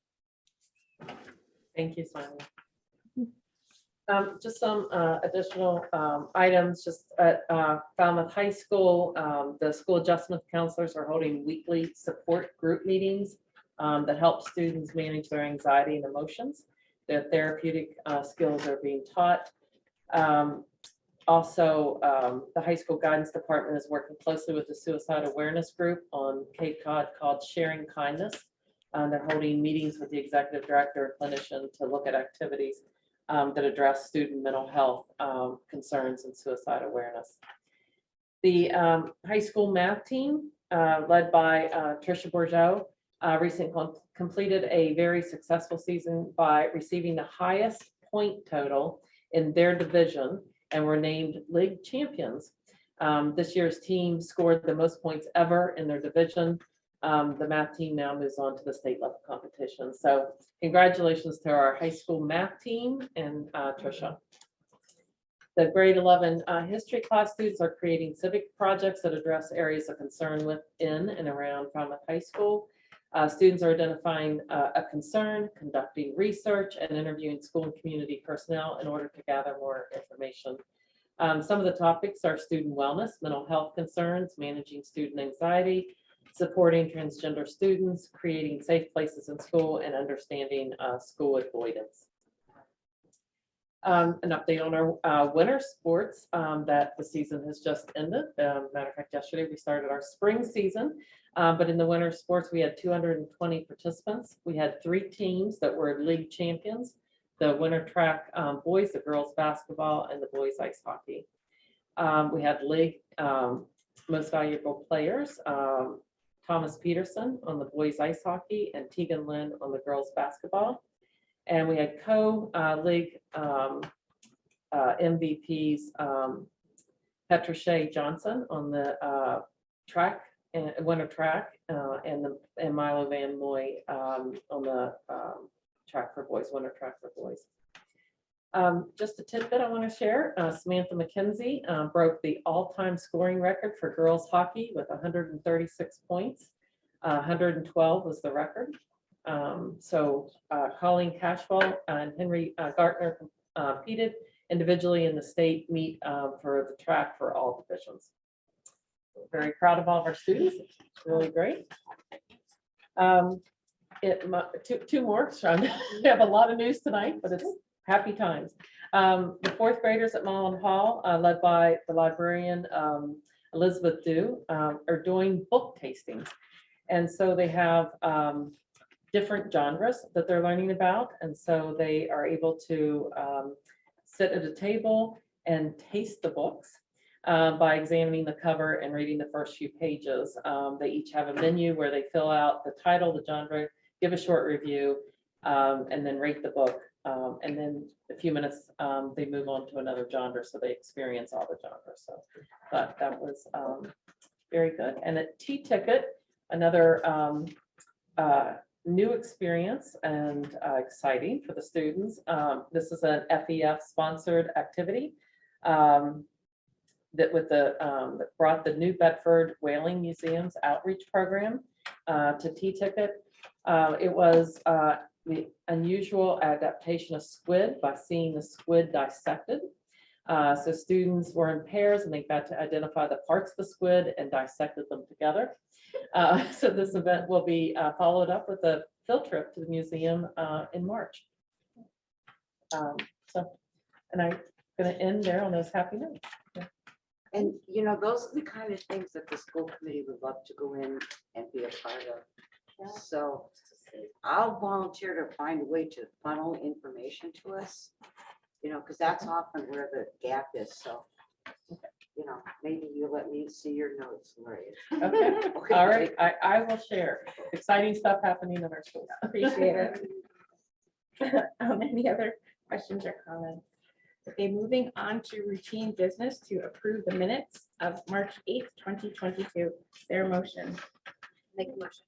If Leah makes motions, is there a second? Melissa, second? Sure. Okay. Any questions, comments? Yes, Terry. There's just one little edit, for Sharon, I guess, right under the routine business headline, I guess it's on the third page of these notes.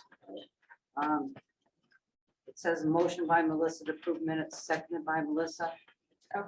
Okay, so it's, why don't you put me as the second? They were all the same that meeting. Remember, we were doing like that, so. All right, okay. So it's last page, routine business. It says motion by Melissa, second by Melissa. Yeah. It should be Terry And then Melissa. Terry and then Melissa. Or vice versa. doesn't matter. And probably, You guys did Terry the and same Melissa. every single meeting, every single thing that that night. so for consistency. Okay, so, yeah, so the motion is on the table to approve the minutes, and we'll approve them with that revision of motion by Terry Maderas and second by Melissa Keith. All in favor, say aye. Aye. Opposed, and it is unanimous. Next, committee member reports. Any reports? Seeing none. Request for information. Bill. I'm sorry, I didn't want to comment. Oh, sorry. on Committee. Sorry, I did so quick. I didn't even see you.